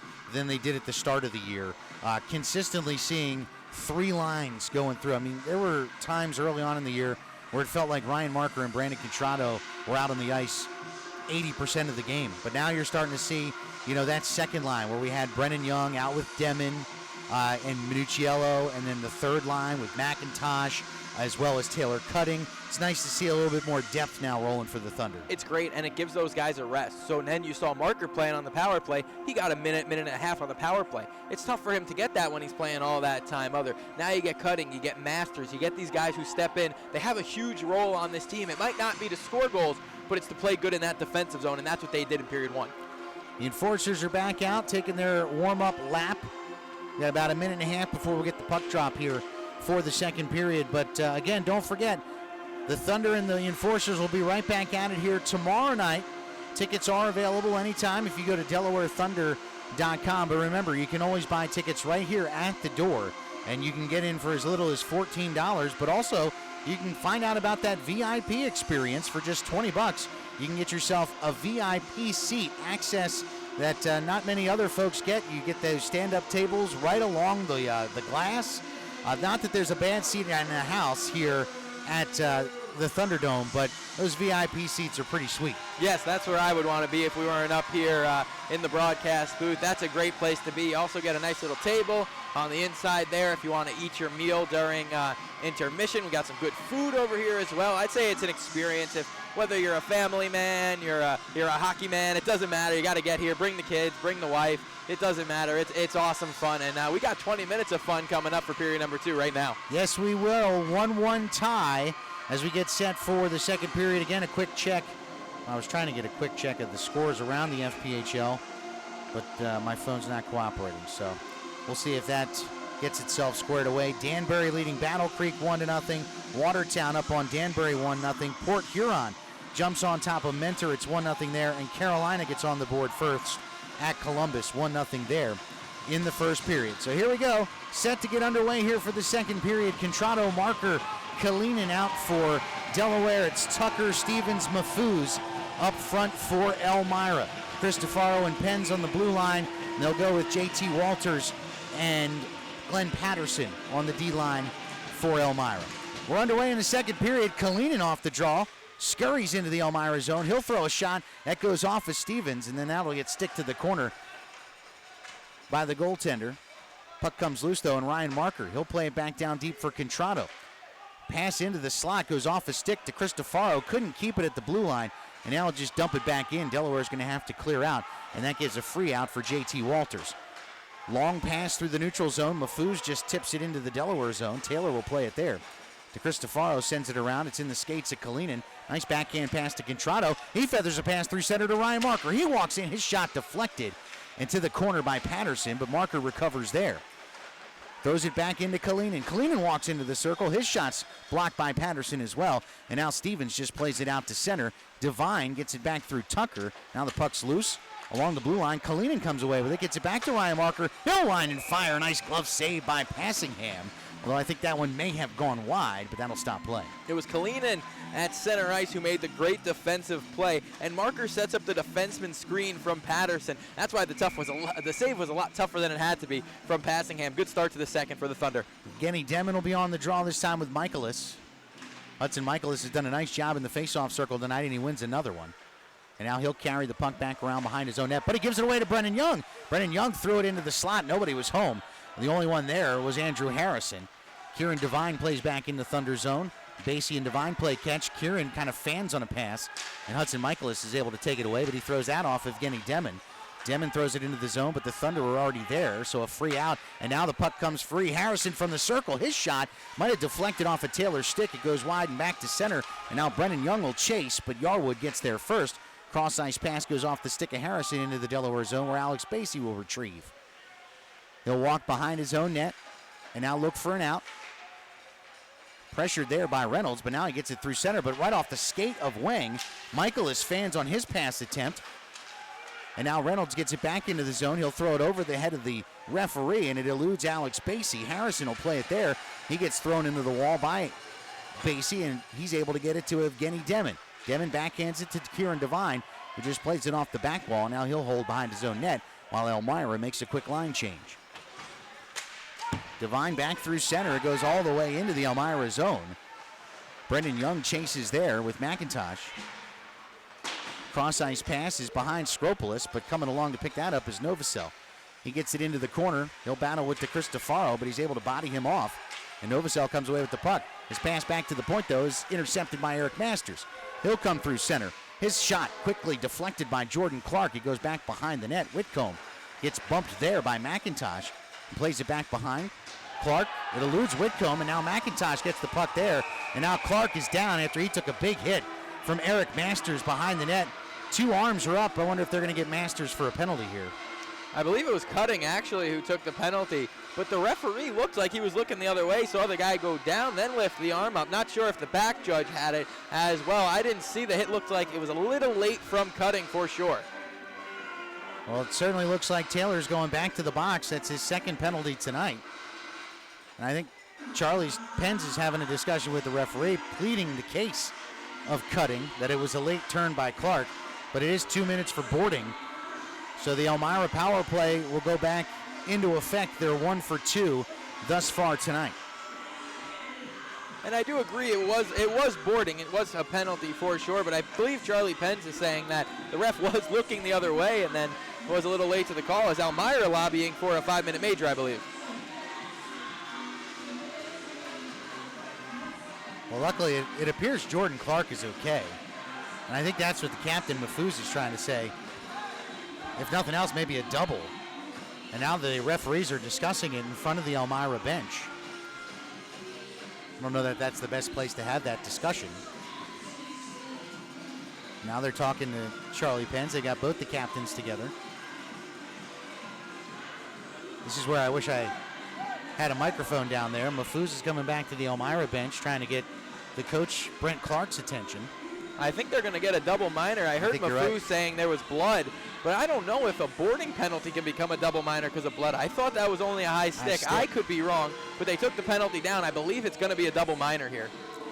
Yep, so it looks like at least 4 minutes, if not more. I'll be honest with you, I didn't necessarily see any blood coming from Jordan Clark. It is a major now. That means that Elmira will get all 5 minutes of power play time regardless of how many times they score. This is not the way that Delaware wanted to start this second period. Just 2:42 in, we're tied at 1.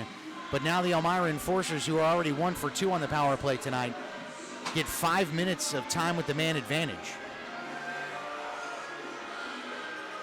And it is a power play that, although they didn't score on their second man advantage, controlled the zone, had a couple of real quality chances that they were just unable to connect on. A couple of one-timers were fanned on, a couple of missed passes.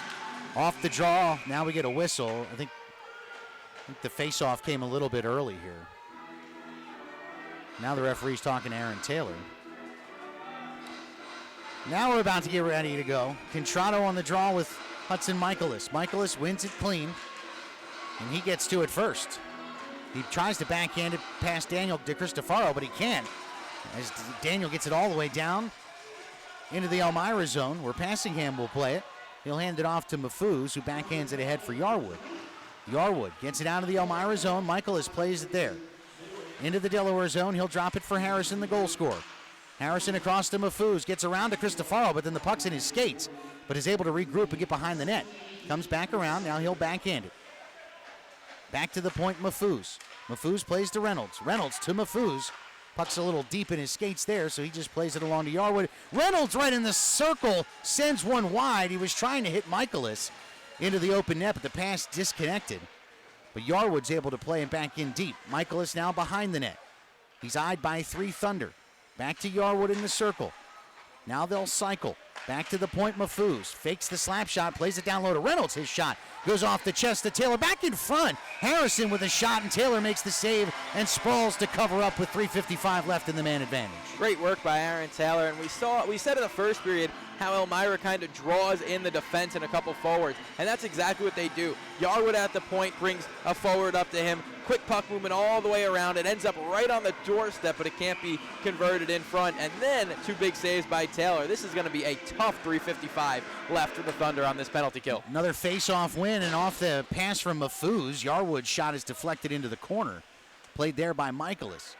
He turns as Elmira is set up. Yarwood thought about going to Mahfouz, but instead goes down low to Michaelis. Michaelis turns in the circle, back up top to Mahfouz. He'll wind and fire. Puck deflected by Yarwood, but Taylor's able to make the stop and leave no rebound with 3:36 to go in the man advantage. Big save by Aaron Taylor, and you're right, things are getting a little chippier out there. Taylor took a whack after. Basie and Devine not happy about that, obviously.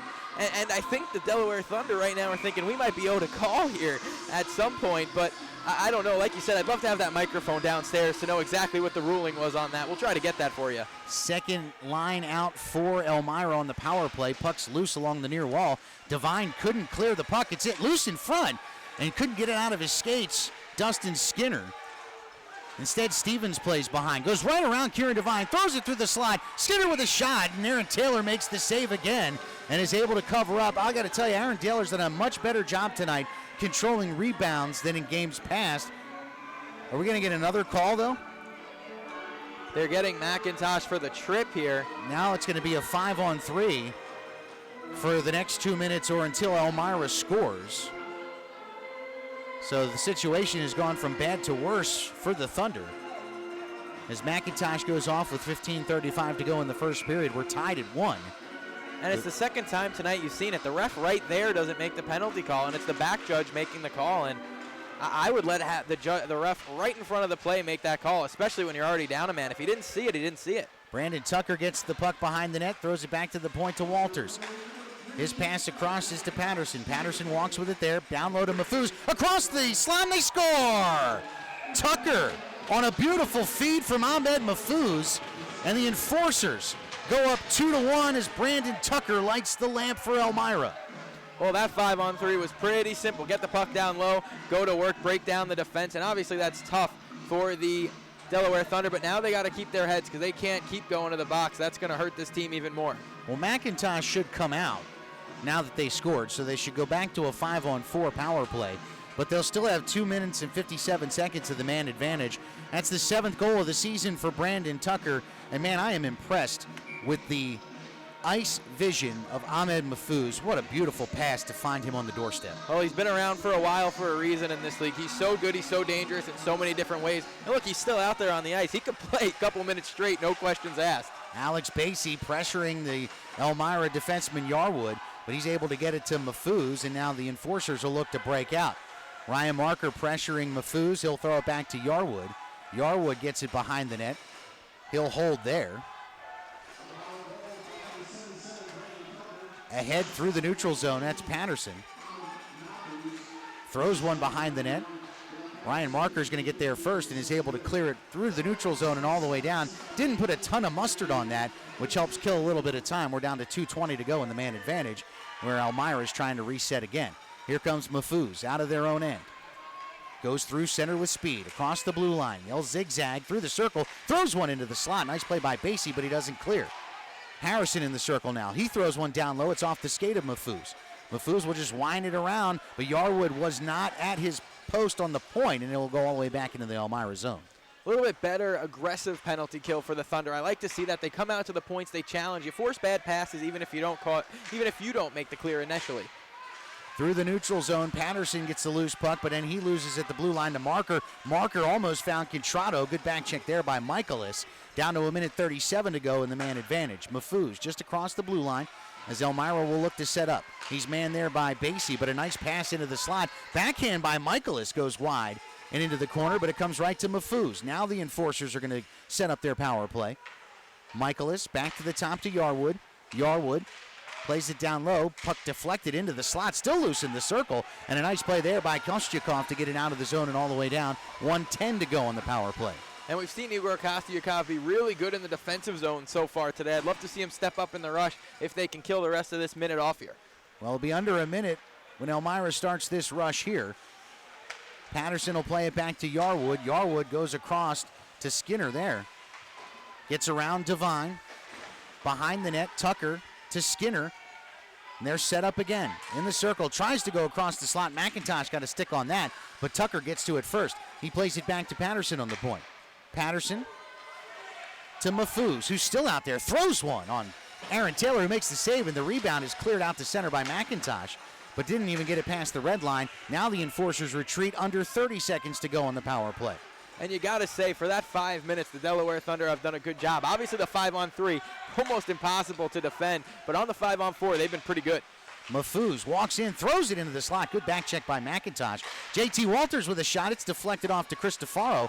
Along the far wall, though, Patterson will pinch. He'll play it behind to Skinner. He's harassed by Cristofaro. Backhands it for Tucker, but instead he'll find Kieran Devine. Devine clears it out of the zone as the puck hops over Mafuz's stick and goes all the way into the Elmira zone, and the penalty time is up. Elmira will just tip it back into the Delaware zone as the Thunder look for a change. To Cristofaro, lifts it over Mafuz and back to center. Patterson will play it there. He's rushed by Masters and just throws it all the way down. No icing here as Cristofaro will play it along to Devine. Devine to McIntosh. He'll get it out of the zone. Quick pass through center to Minucchiello. He falls down. No call there. Fans unhappy. Oh, we are going to get a delayed call again from the back referee, who's going to make that trip-in call. So delayed penalty, 11:45 to go. The Thunder can play until Elmira touches up. Pens plays it back for McIntosh. McIntosh to Cristofaro. Got to be careful around your own empty net now as Taylor's come to the bench. McIntosh through center off the stick of Minucchiello, and then easily being able to touch up there is Bryce Martin. So now the Thunder will go to the power play to look for the equalizer.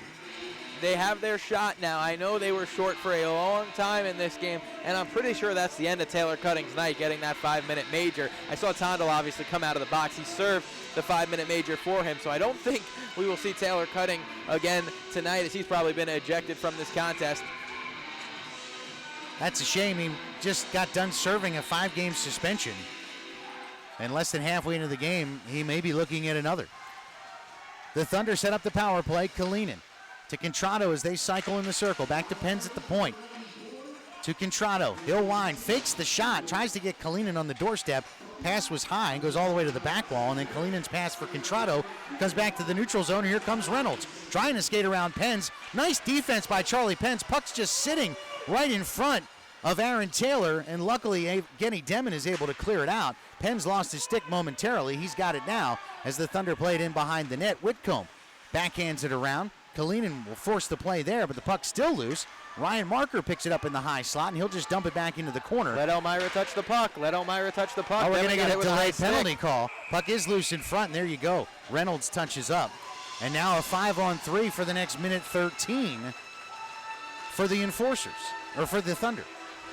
And at what point do you put the whistles away? I mean, We've seen penalty power play this whole entire game thus far. I don't know if we've gone on more of a 5-6 minute stretch of 5-on-5 play. Why, we have not, but I will, in the referee's defense, I do believe it was a boarding call on cutting. It was definitely a trip against McIntosh that sent Hussey to the box. I did not see that high stick, so we'll see if the Thunder can take advantage. Down to a minute to go in the 5-on-3 as Ryan Marker carries through center. He'll walk across the blue line as the Thunder look to get set up. Marker into the high slot. Wound for a moment, but then thought better of it. Now he'll just play it down low to Contrado. Back to Marker. Fumbles the puck for a moment to Contrado. Contrado back to Marker. Again, can't get the puck to settle down. He'll stick work there. Through the high slot, plays it to Pens in the circle. His quick shot, nice blocker save. Passingham, puck's loose at the side of the net. Contrado tries to glove it down, and he does. Evgeny Demon plays it back to Marker. Marker walks in, winds and fires and nails the post. And now the puck, or the net comes off its moorings as the skate of Passingham knocked it off. But man, inches away from the equalizer was Ryan Marker. Ryan Marker with an absolute blast. Normally I'd say move the puck on the 5-on-3, look for a better shot, but when you can shoot like that, why not? As Marker wrung one off the post, and the skate, unfortunately for the Delaware Thunder of Passingham, knocked the net off its moorings. We're under the midway point of action here. Elmira leading 2-1, but the Thunder on a 5-on-3 power play that has 25 seconds left. Pens in the circle, quick shot, goes high and wide, and it's going to come all the way back to center and into the Thunder zone. 15 seconds of 5-on-3 time. Once that expires, there'll be less than a minute of power play time left for Delaware. Marker walks into the zone, gets around Mafuz, stops at the goal line and just throws it into the far corner where Evgeny Demon retrieves. Back to the point, Contrado. Contrado into the circle to Marker. Now he cycles back. Backhands one across to Charlie Pens. First man out of the box for Elmira. Pens throws it down low to Demon. Tries to get one in front for Minucciello. Good job by Mafuz to lift his stick, but Pens is able to keep and just throw it into the corner. Puck still loose through the skates of the referee. Evgeny Demon tries to play. He's harassed by Mafuz. Minucciello played off the puck, and Mafuz is able to get it and clear it all the way down. 20 seconds to go on the power play as Contrado retrieves for the Thunder. And Evgeny Demon, not the biggest guy on the roster by any means, only 5'9", but he plays some games like he's 6'2". Works hard, gets the pucks to the front. I love Evgeny Demon's game every night. Cristofaro walks into the Elmira zone, into the circle, waiting. Jack Wang now with the puck. He'll fire one for the score, and he scores! Jack Wang, I think, surprised Passingham. He didn't expect the shot, and he beat him on the short side. It'll go as a power play tally as there were 3 seconds left on the man advantage, and now the Thunder have tallied twice on the power play tonight, and we're tied at 2. Jack Wang goes to work, puts the pucks on net, and good things happen. And once again, it's Dan Cristofaro. Gets the puck to the corner, finds an open man. It's nothing beautiful about that play by any means, but it worked to perfection as it's 2-2. They all count the same no matter how they go in. Third goal of the season for Jack Wang.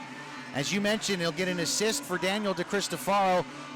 I think Contrado might get the secondary helper on that. We'll have to wait for the official score to come out. But if so, that would put him at 12 assists on the, or 13 assists on the season, which would tie him for the league lead. McIntosh loses his stick at center, and then the Enforcers lose the puck at the blue line. Evans able to fire it in from just inside the red line, so this play is onside. Minucciello dumps it deep. Masters trying to get around Michaelis, and he can't. Elmira trying to get out of their own zone. Harrison, one of their goal scorers, finally does. Gets it to center. Michaelis with a pass that's a bit behind Sean Reynolds, but he's able to get it deep and then pays the price on a big hit from Basie. Puck still loose along the near boards. Kieran Devine and Michaelis battle for it. Coming away with that, though, is McIntosh. He hits Minucciello at the red line. Good poke check there by Bryce Martin. But at the blue line, Alex Basie tries to get in deep. That deflects. And back to center, and here comes Harrison. Harrison walks across the blue line, drops it for Reynolds in the circle. Quick shot with a screen, but Taylor's able to make the save. Pucks in, Basie skates back to the circle, and a quick drive by Yarwood is turned aside by Aaron Taylor, and now they'll play it back around. Minucciello will fight with Michaelis there on the far boards, and the Thunder get it clear back to center. Well, how about that shift right after from the Elmira Enforcers? Couple good chances. Aaron Taylor has to be the best player on the ice as the Thunder just dump it deep. The puck will play into the glove of Passingham, and he's going to hold for a whistle, and now we get our media timeout. with 7:25 to go. This is a good time to remind you that if you're enjoying the action watching us on YouTube tonight, you should be here in person. The Elmira Enforcers and the Delaware Thunder will go back at it tomorrow night. Puck drops at 7 o'clock. Doors open at just after 6. You can get your tickets now at DelawareThunder.com or just stop by tomorrow and get them at the box office and walk on in. We've got a real nice crowd on hand tonight. Maybe you can become an honorary member of the Thunder Pack. Hey, that would be pretty cool, wouldn't it? They seem to grow each and every night. Oh, of course they do. Certainly looking forward to meeting those guys, and we're going to try to give you a little bit more insight as to who the Thunder Pack are and what they're all about. Hopefully we'll be able to bring that to you tomorrow night during one of our intermission reports. That should just be a whole ton of fun. But while we got this extra minute here, and we look at this crowded Thunderdome here, it's crazy. Game in and game out every night. We have to thank the support of our fans because they keep coming and coming no matter what. They follow us everywhere on social media. They do everything they can to help this team out. They want to see this team grow, and it has been, and a huge part of that is them. So thank you to all of them. And I'm sure Elmira could say the same thing. I know they play in that incredible, huge stadium. I believe it's called First Arena over there. Shout out to all those fans as well for coming every single night and packing that place. After the media timeout off the draw, Kalinin will play it in deep. Ryan Marker's got it there as the Thunder trying to get the cycle game going. Now Marker loses his stick. Whitcomb now just jamming him against the wall. Puck comes loose and Contrato will play. Now he's harassed by Whitcomb. Ties him up behind the net. Marker's got his stick back and now the puck squirts loose. And Stevens is able to carry it ahead for Elmira. His pass from Mafuz is too far, goes all the way into the Delaware zone. And that's going to be an icing as Tucker wasn't going to win the race with Igor Kostyakov, so he kind of pulled up, and now we'll get the face-off all the way back in the Elmira zone. Jack Wang on the season now, 6 goals, 6 assists, in this being his 9th game played, so really contributing on the offense for this team. Jack Wang plays on the second line here tonight, and is contributing with Demon and Young on that line. We talked about the depth really starting to show itself for Delaware. Off the draw, Contrato trying to walk through the circle, but Stevens stripped him of the puck and brings it back the other way for Elmira, where they'll go 3-on-3. Drop pass for Tucker. He'll throw one on net. It goes off the glove of Taylor. Mafuz in the corner gets it back to Whitcomb. He'll just throw one in front. That deflects back to Kostyakov. He plays it ahead to Kalinin.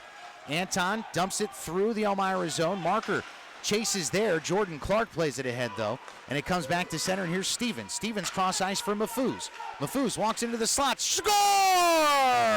Ahmed Mafuz goes top shelf on Aaron Taylor and puts Elmira back on front 3-2. That's why he's so dangerous. Everyone thought he was going to pass, but instead he goes top shelf on Aaron Taylor right over the glove.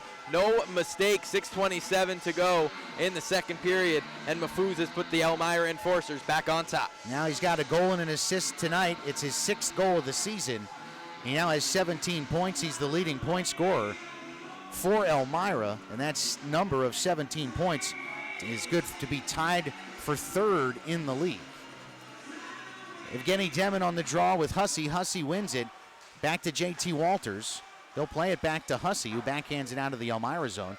It's gloved down there by Skinner. He'll just dump it in deep to the right of Aaron Taylor.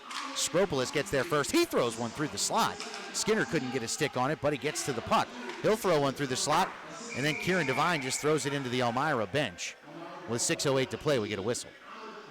Haven't seen that much chippiness in this one, and it's good because it's been a fun game to watch. There's been penalties, yes, but like you said, I don't think any of the calls were really ones that you question too much tonight, and it hasn't been dirty penalties. It's been trip hooks. The one boarding, obviously, you look at that call and say it was a bit, the play was a bit questionable, but other than that, and Elmira didn't respond in a retaliatory way. Off the draw, Patterson plays it in deep for Elmira. Skinner couldn't get it out of his skates, but is able to pinch it in deeper. Hussey loses the battle with Evgeny Demon there, but now Skropolis gets to the loose puck. In the high slot, Skinner fans on the shot as that one got a little deep on him and went off the heel of his stick, but now the cycle game starting to turn on for Elmira. Hussey tried to get it back in deep, but he's playing off the puck by Kieran Devine, and here comes Evgeny Demon the other way for Delaware. Across the blue line, but now we get a whistle and an offside as looks like Jack Wang couldn't hold the line. Now we get a little extra in the corner. Evgeny Demon and JT Walters having a little discussion. Maybe they're talking about where to have dinner later. Now Alex Pacey walks in and gives a punch to Walters, and now that's going to cost him 2 minutes in the penalty box. And that's one that you just can't have. I understand Basie trying to stick up for Demon, but you can't go to the box because of that.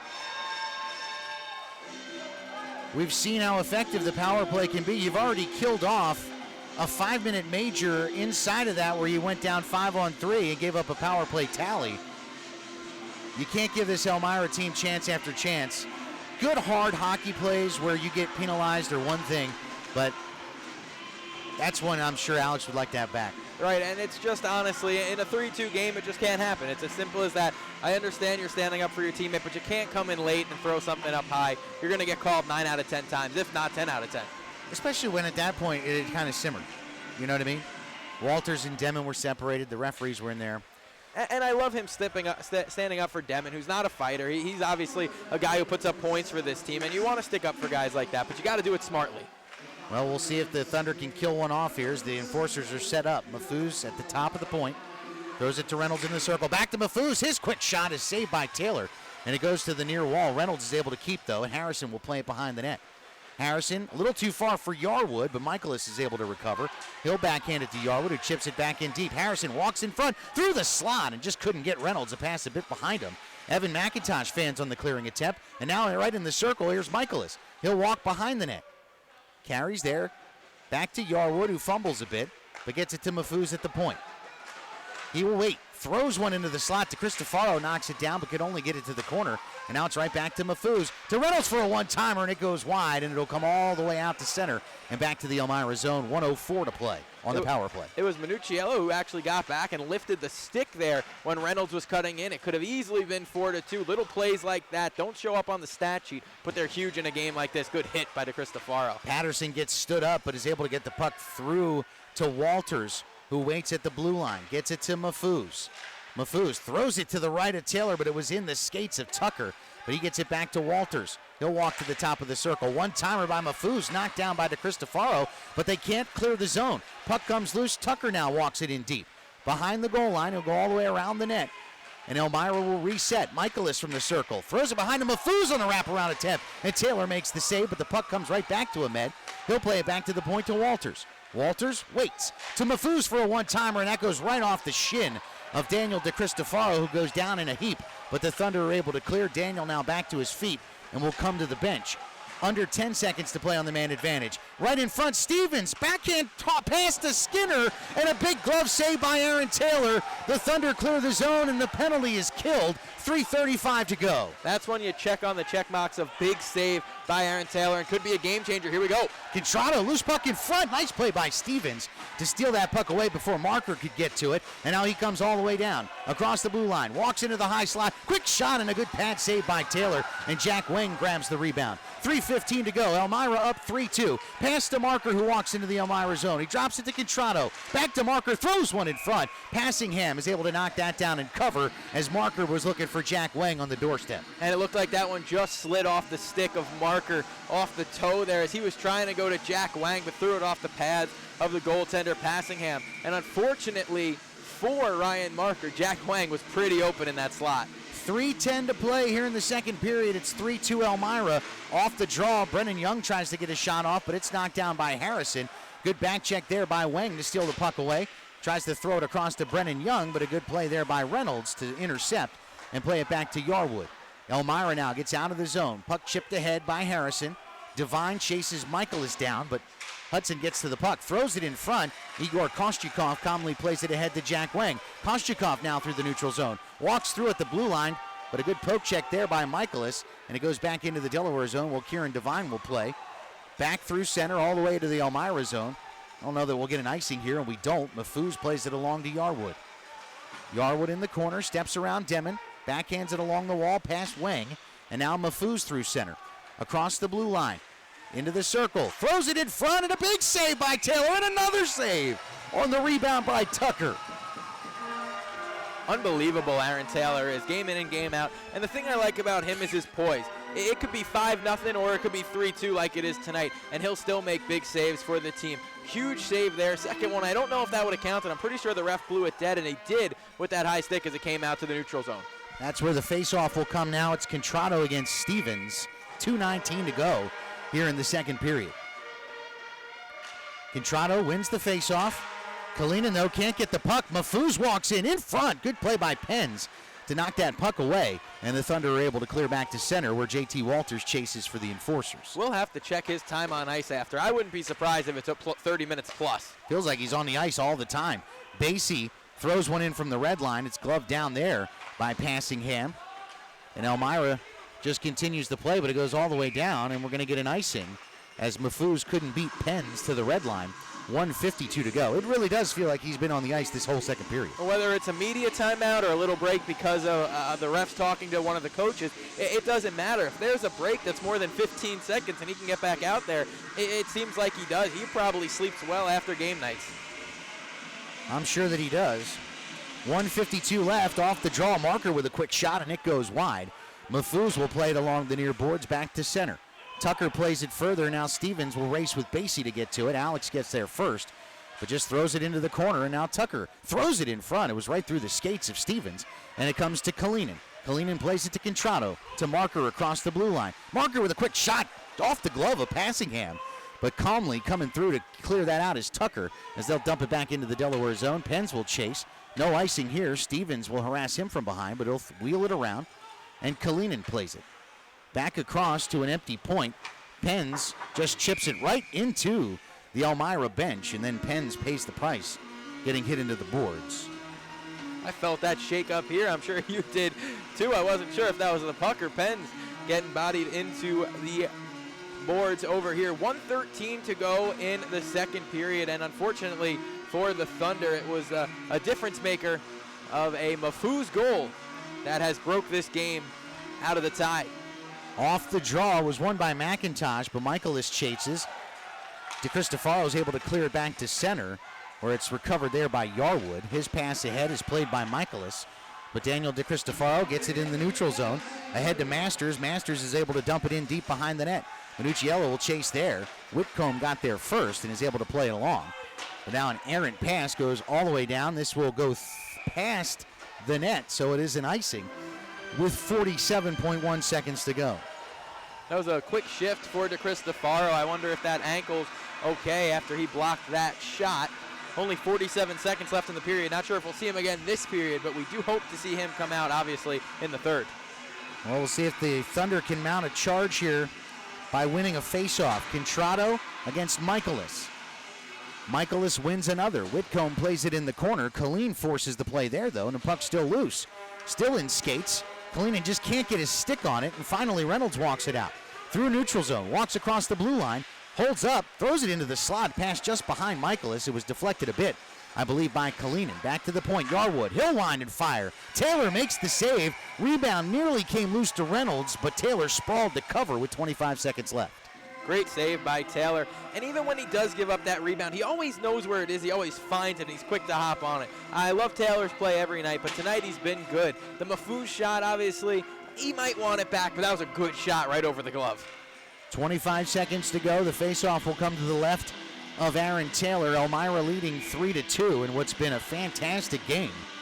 Great pace, great physicality, and great goaltending on both sides. It's definitely got your money's worth so far, and we still have another 20 minutes. Mafuz is now going to get thrown out of the faceoff circle, so they'll do it all over again. You didn't think you'd miss the last 25 seconds, do you? I would hope not. You're right. I wish we did have somebody running the stopwatch on Ahmed Mafuz's ice time tonight. Off the draw, Delaware is able to get back to center. McIntosh dumps it into the Elmira zone. It comes loose in the slot, but Marker couldn't find it in his skates, and now he's walled off there in the corner.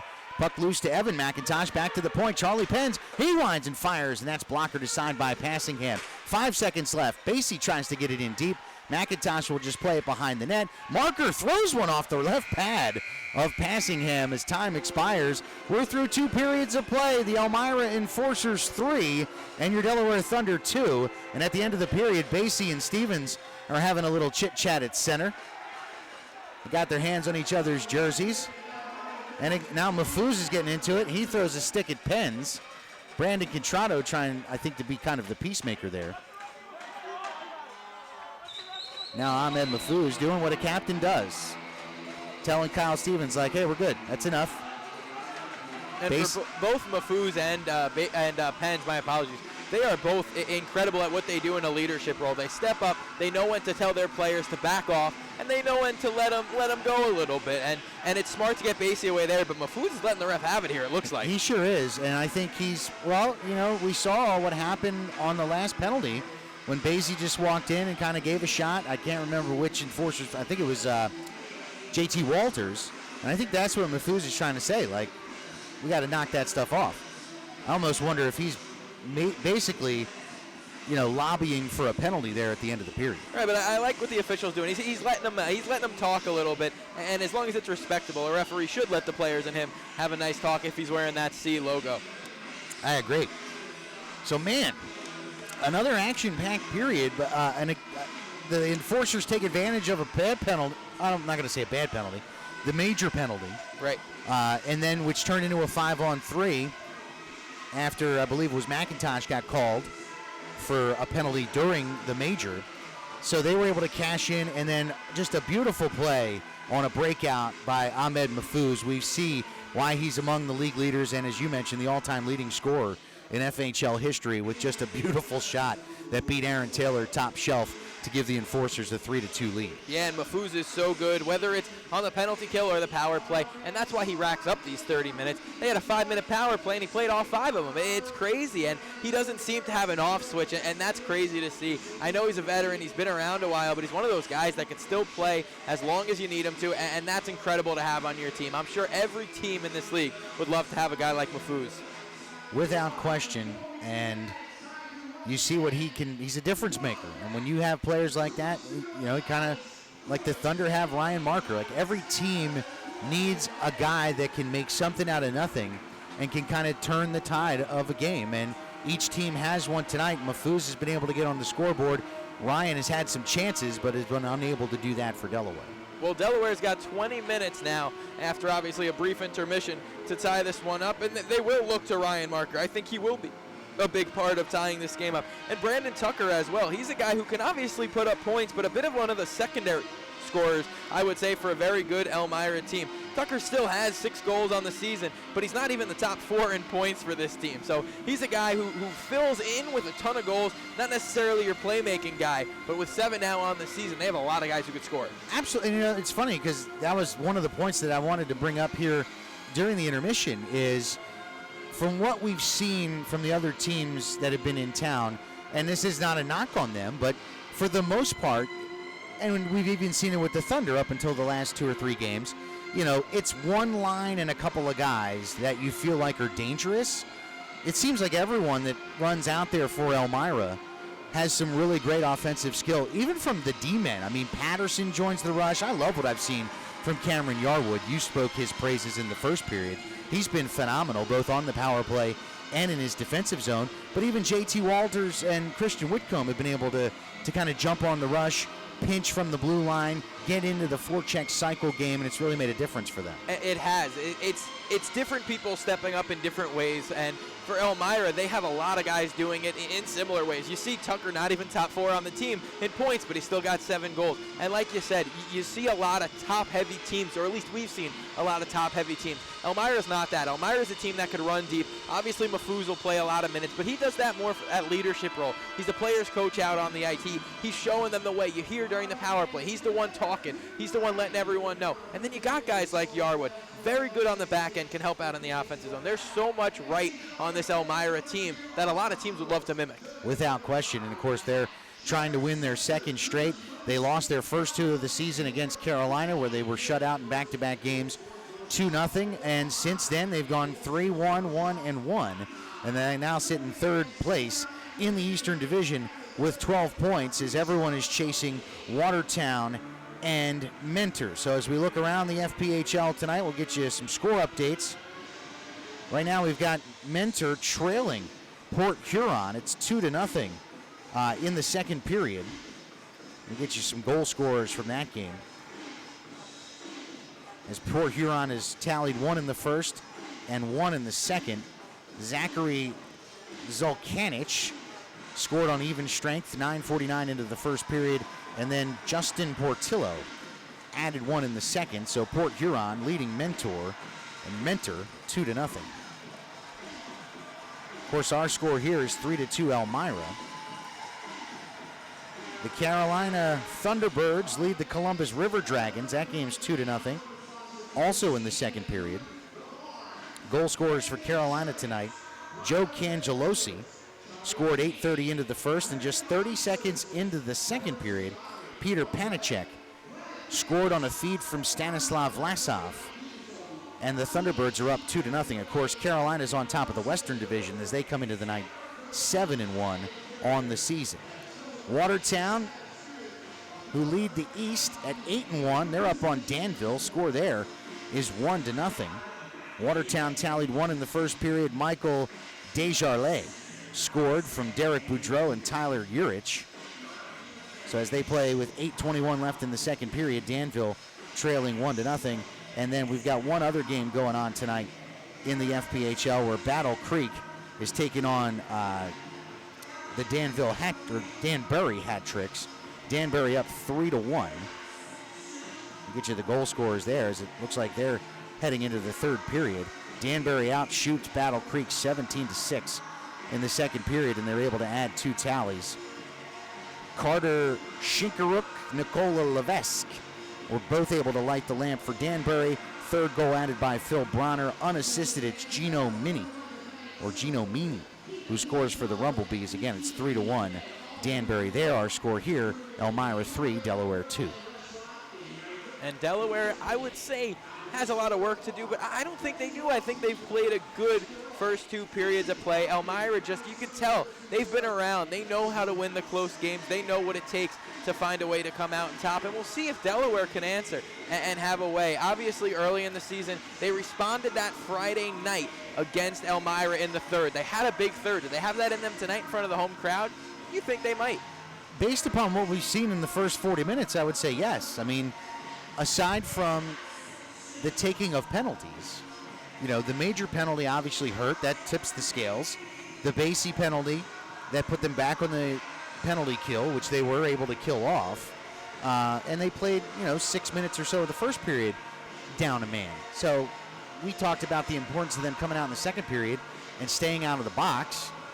And I think it's even paramount for them here in the third period because even strength, they've played Elmira pretty evenly and have created some really good chances.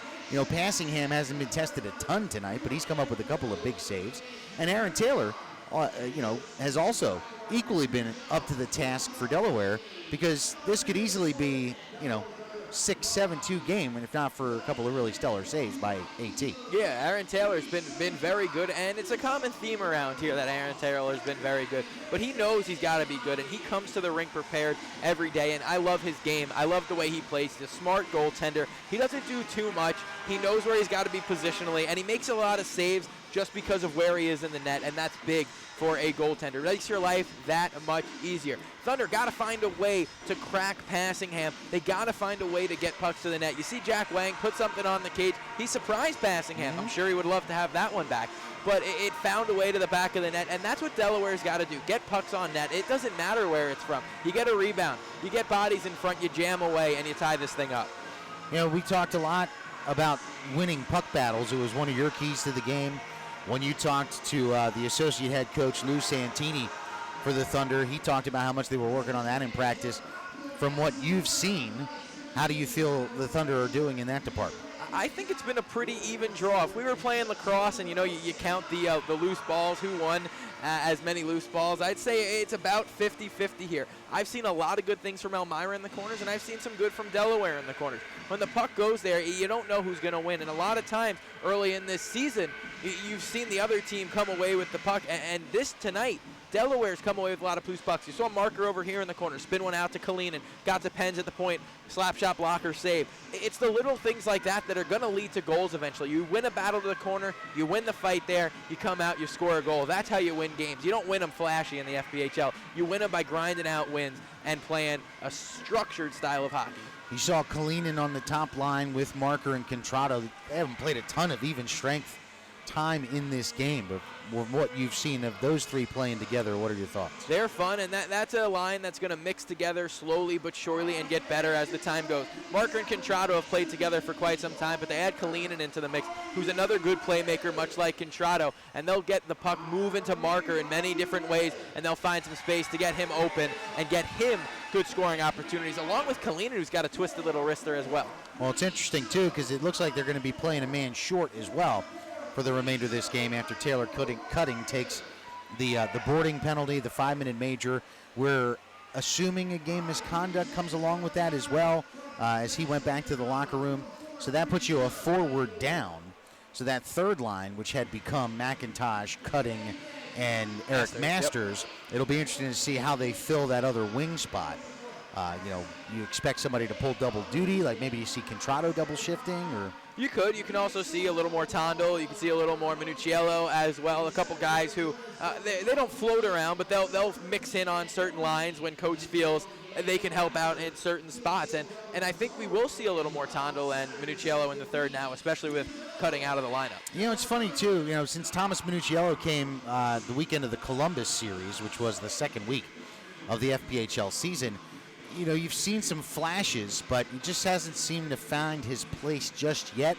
Hasn't scored a point yet, but he's had some chances. Has worked well out of the neutral zone. I like how you mentioned there was one play in particular where, he lifted the stick on a streaking enforcer that could have banged one home from the side of the net.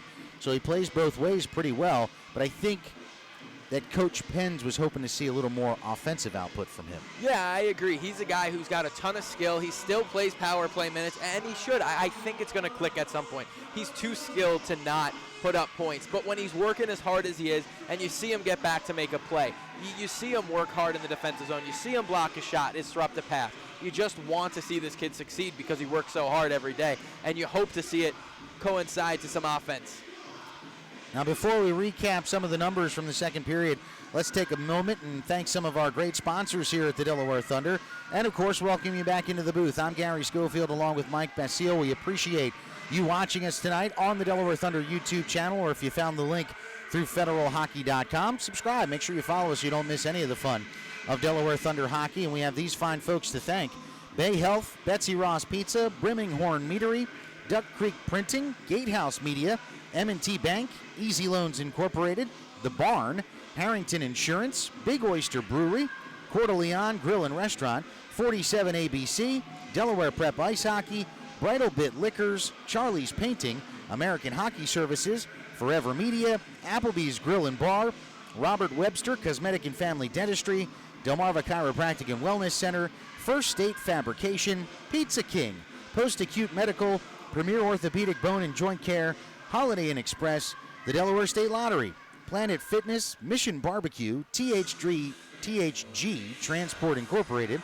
the YMCA of Delaware, CrossFit Dover, the Texas Roadhouse, Urco Ceilings and Interiors. Also, we want to thank the Burge Hill Lions Club for being here tonight. Also, on behalf of Mike and everyone here at the Delaware Thunder, we want to send our best wishes for a speedy recovery along to Jonathan Clement.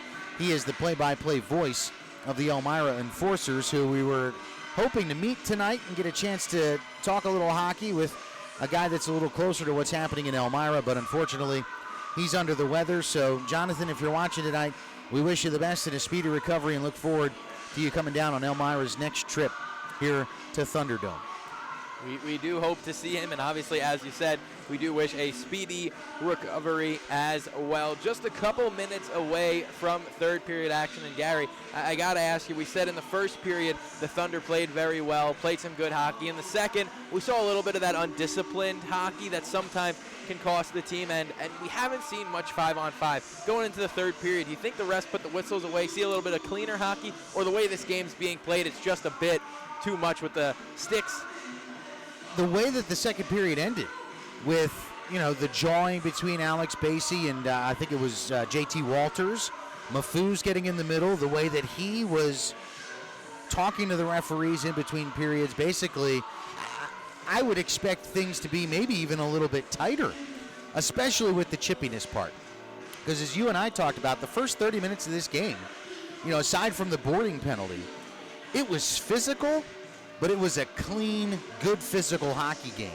You were starting to see a little bit of extra wax at the goaltender, extra, little glove in the face. You saw the penalty from Basie. Those kinds of things were happening later in the second period. I almost feel like the referees, who I think have done a good job tonight, the penalties that have been called are actually penalties. But I think they want to keep this game from turning into something that it hasn't been for the majority of it, so I almost wonder if they might call things even a little closer. Yeah, and we might see that. And you have to watch if the game does get out of hand either way. If the score starts to slide one way, either for the worse for the other team, that's when these games do get out of hand, obviously. Frustration's at a high, and you're seeing this team again tomorrow, so you're going to want to leave a mark on the game. And you just hope it's in a way that is on the scoreboard, not in the penalty box. Second period numbers for you. Elmira outshoots Delaware 18-11. Now those numbers slightly skewed because they did have the 5-minute power play where they put plenty of pucks on Aaron Taylor, because as we talked, that was a key coming into the game to try to limit some of the rubber at AT. He makes 30 saves so far tonight. Now on the other side, Troy Passingham has played very well for the Enforcers. He's got 25 saves on 27 shots. Wrapping up the scoring in the second period, Elmira, Brandon Tucker scored on that 5-on-3 from Ahmed Mahfouz and Glenn Patterson. They made it 2-1 Elmira. Delaware got the equalizer with just 3 seconds left on a power play. Jack Weng connects for his third of the season from Brandon Contrato and Daniel DeCristofaro. That gives Contrato an assist tonight. And then the final goal of the period was that breakout by Ahmed Mahfouz on a fantastic pass off the stick of Kyle Stevens. Jordan Clark gets the secondary helper. Elmira 3-2. And Elmira is going to love to just play their smart, structured brand of hockey this period. They find a way to get scoring opportunities, but they do it smartly. They don't take too many chances. You haven't seen too many Delaware odd man rushes. And if it was a 3-on-2 with the center getting back pretty quickly for the Elmira Enforcers. And I know Mahfouz puts up a ton of points in the scoring department, but you have to love his play in the defensive end as well. He's not a guy who will slack either way. He's going to play smart hockey. Couldn't agree more. I've heard a lot about Ahmed Mahfouz. Of course, this being my first season in the FHL. Not a lot of historical background as far as, the big names, but everybody I talk to, other commentators around the league or just folks that have followed the game, they all reference Mahfouz. Wait till you see Mahfouz. Wait till you see Mahfouz. And I totally understand why. Yeah, and it's not flashy. It's not. He's smart. He plays great. And if you're a hockey fan, if you've been around watching hockey for a while, you can tell his vision is insane. And he's always a step ahead of the next guy. 30 years old, out of Ottawa, Ontario, Canada. So third period underway. Off the draw, Contrato wins it. Charlie Penns walks it into the neutral zone and then fires it all the way into the Elmira zone. And that'll be an icing as he couldn't connect with Kalinin. So just 8 seconds in, we get our first stoppage of the third period. Well, good to see DeCristofaro back out on the ice. He ate that shot pretty good, I would say, in the ankle. And that you heard it right on top of the skate there where there's not all that much protection. That was probably just a stinger. He appears to be skating just fine, and that's a big offensive help in a defensive role. Mahfouz, Steven, and Brandon Tucker out for Elmira. Mahfouz wins the draw. Back to Glenn Patterson, who plays it behind. Out in front, Stevens with a quick shot. Didn't get a lot on it. And Aaron Taylor is able to pluck that out of the air and get another stoppage of play. And you see Charlie Penns and DeCristofaro talking after that. As someone got loose, it was Stevens who got loose, and that can't happen. Penns and DeCristofaro know it. This is the top pair defense of unit for this Thunder team. They don't want to be giving up shots like that. Evgeny Demon now will take the draw with Mahfouz. They jump in a little early. They're going to throw Mahfouz out of the circle. So now Kyle Stevens will take the draw. Mahfouz doesn't like to take the face-offs, though. Demon wins it cleanly. Back behind the net to Cristofaro. Pressured by Mahfouz a bit. Gets it past Jack Weng. It gets out to center. And now Elmira's got to clear the zone. DeCristofaro will take advantage. Plays it ahead to Weng, and then Weng tried to play it in deep. And then nearly took out the equipment manager on the Elmira bench. Luckily, he was able to duck under that one. He has a laugh now, as I would too after the fact, but right. I'm sure his heart's in his stomach for a couple minutes. I've said that was always my biggest fear coming into this season was, getting a puck near the dome up here in the broadcast booth. Yeah, you don't want a shiner going to work tomorrow. No, thank you. As we sit perched right above the penalty boxes here at Thunderdome. Puck deep in the Delaware zone. Kyle Stevens chases. He's bodied by Basie. Puck comes loose. Mafouz tried to get it in front. And that's poked away by Kieran Devine back to center. JT Walters plays for the Enforcers. Through Tucker. Basie deflects to Demon. Evgeny Demon will just dump it in deep. Now the Thunder will chase. Patterson gets there first and plays it back to center. Backhand pass by Devine is intercepted by Stevens. And they're just kind of playing back and forth here through the neutral zone. Now Mafouz will dump it in deep. Taylor knocks it down behind the net, and he'll hold it there.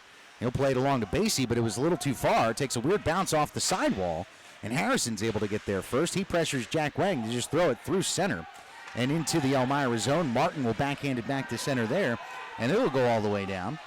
No icing here as Harrison won the race with Kieran Devine. Back into the circle. Quick shot by Reynolds is stopped by Taylor, and he'll cover up. I'll tell you, Aaron Taylor's done a much better job tonight controlling rebounds than he has in recent games. It's really been, for the most part, one chance and done for the Enforcers. And Michaelis was sneaking in back door there, had him wide open.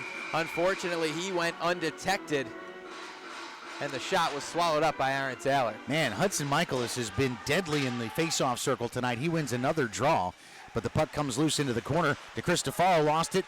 Michaelis walks right into the slot, and a quick shot off the blocker of Aaron Taylor. That came loose into the slot, and McIntosh couldn't clear, and then Harrison just dumps it in deep. Michaelis will chase there. Kostyakov nearly over skates. Doesn't get it far enough, and now right in the slot. Quick shot off the shoulder of Aaron Taylor as a riser from Reynolds goes to the corner, and now the Thunder can clear. Kostyakov comes through center. Now he has his pocket picked by Reynolds as they'll come back the other way.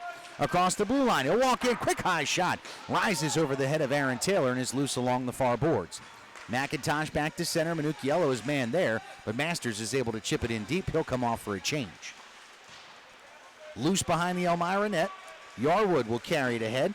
He gets around Marker through center, walks across the blue line at the top of the circle. Now he throws it in front, trying to get Hussey, and he couldn't get a full stick on it. Just able to deflect it wide. Now Ryan Marker carries the other way for Delaware. He crisscrosses with Minucciello, and they just dump it deep into the corner.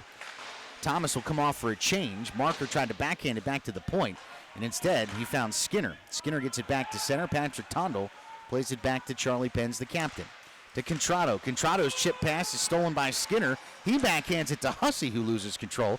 And now Kieran Devine can't get a handle on it as it's loose in the corner.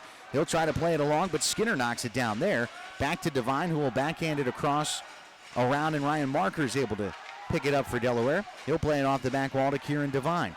He flubs his clearing attempt, and that was nearly stolen by Skropolis, but instead Ryan Marker the other way. To the circle, shot goes wide. Through the glove of Passingham. Back into the corner to Tundle. Patrick Tundle fumbles a bit. Now he gets it to Contrado. Contrado, as they start to cycle, his quick shot goes high off the shoulder of Passingham. Along the far wall, Penns takes the body of Skropolis, but gets it into the corner.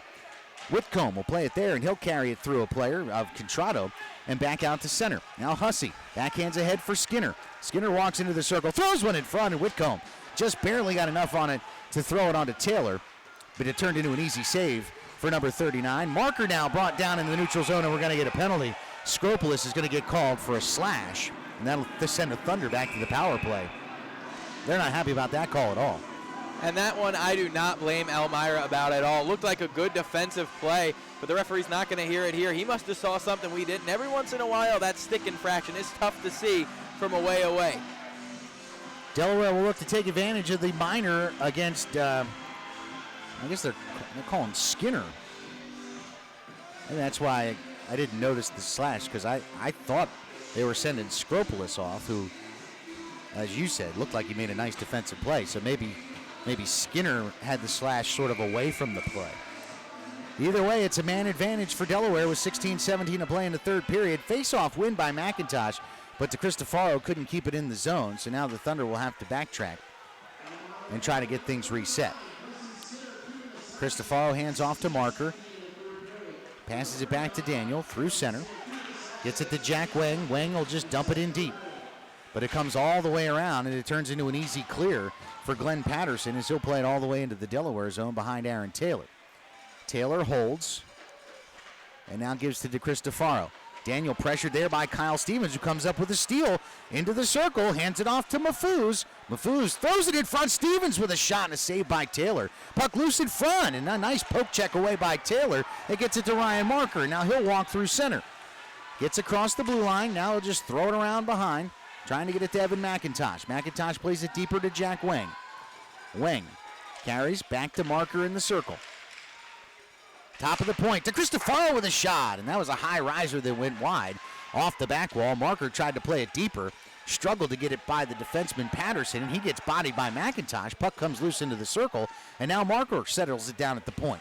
Tries to skate around Kyle Stevens, but a nice steal there. De Cristofaro, though, got back quickly, so no odd man rush here. But Stevens, nice move around to Cristofaro, walks in front and takes a shot off the pad of Aaron Taylor. And here come the Thunder the other way. 35 seconds left in the power play. Jack Wang couldn't get past Tucker, who was just coming off the bench, and he'll be able to clear it back to center, where Charlie Penns will have to chase. Down to 25 seconds left in the man advantage. Just a good penalty kill thus far. The aggressiveness from Elmira forced the best chance of the day to be shorthanded on this 2-minute power play. Brandon Contrato gets stripped momentarily. Charlie Penns has to bang it deep into the zone, and Elmira will get another free clear as Whitcomb just slaps that the length of the ice, and that should just about do it for the power play as we're down to 2-1 seconds. Skinner comes out of the box. 14-15 to go. Elmira still holding on to a 3-2 lead as they kill off that power play. Pass from Marker stolen away by Michaelis, but now he gets bodied up by Ryan. He's able to backhand it across to Whitcomb. Christian Whitcomb gets it out through center. Deflected in by Tucker. Penns will play it there. Thunder on that power play just were swarmed by the Elmira defense and forwards and really shut down. Here comes Eric Masters. Good loft pass ahead and a huge hit by Christian Whitcomb. Takes Masters off his feet, but the puck comes to Evan McIntosh. He tried to find Masters in the slot, but the pass got through his skates, and Elmira was able to clear to center. Basie plays ahead. Minucciello now. He'll play it across for McIntosh. He'll walk in. He'll wind and fire. Pad save there by Passingham, and the puck comes back to the point. Basie now. He'll throw one in front. That goes off the shoulder of Passingham and into the netting, and we'll get another stoppage of play with 13:25 to go.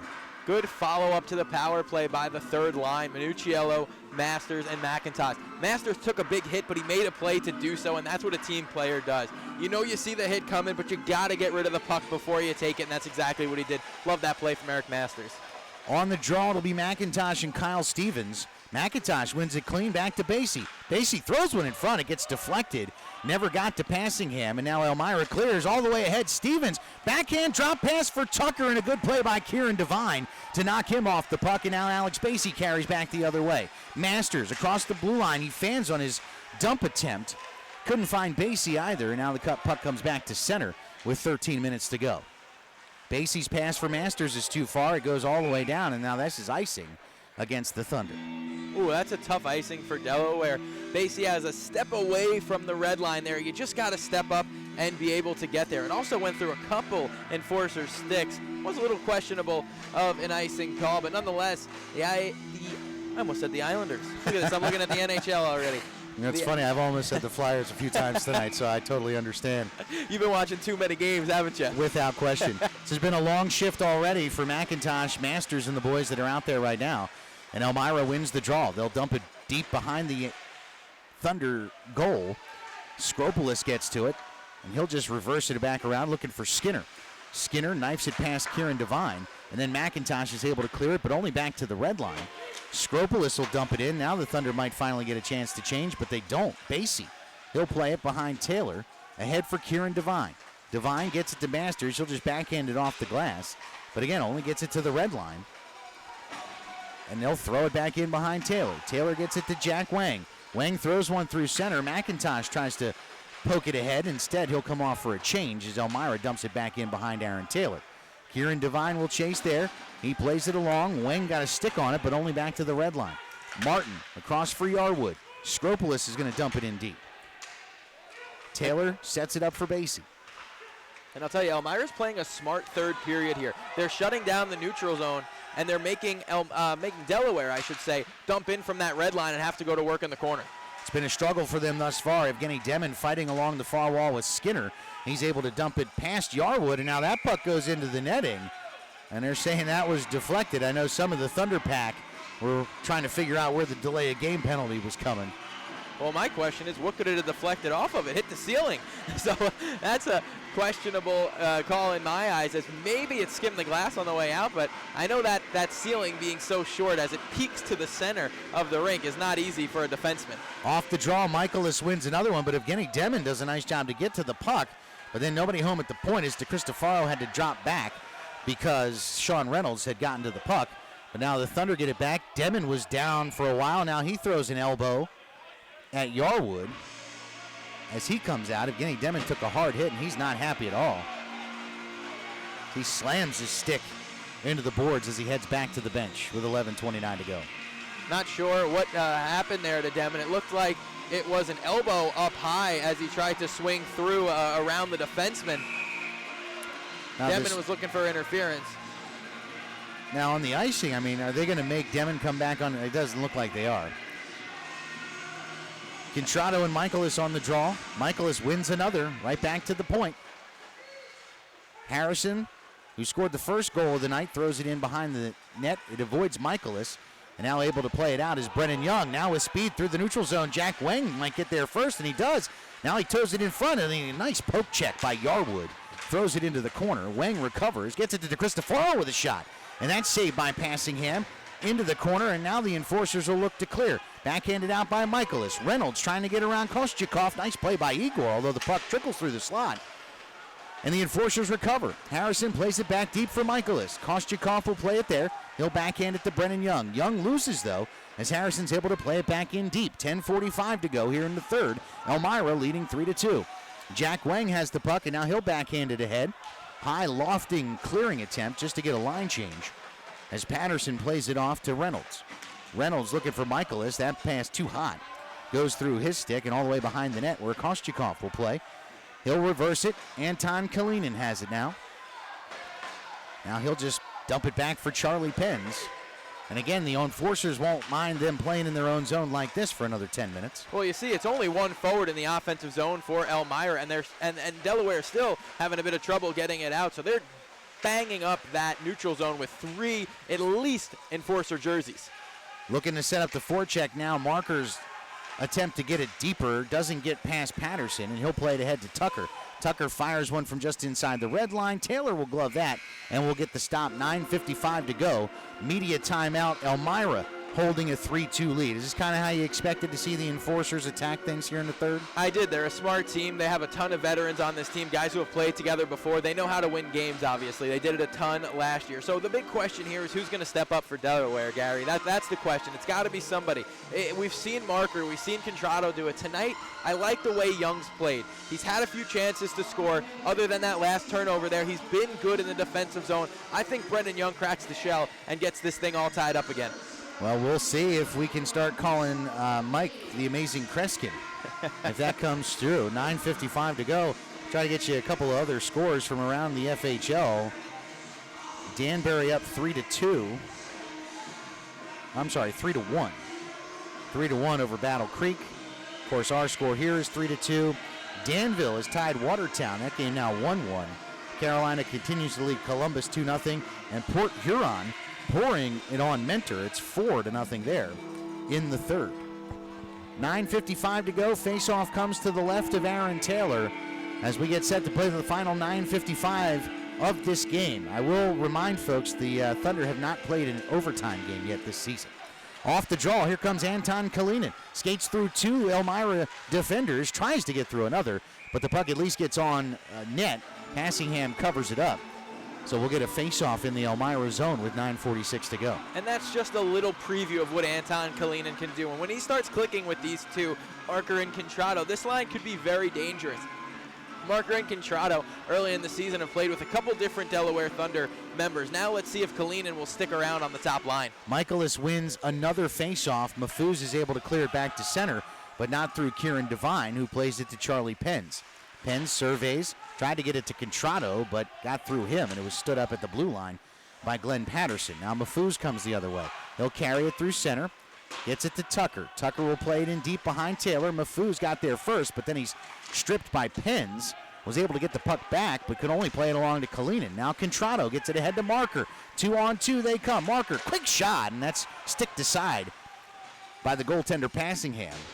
Marker gets to it, though. Now he's walled off the play by Kyle Stevens. That's a nice job on the defensive end by the Elmira forward, and they clear it into the Delaware zone. And it was Mahfouz in the defensive zone making a good play and clearing it the length smartly enough to avoid an icing.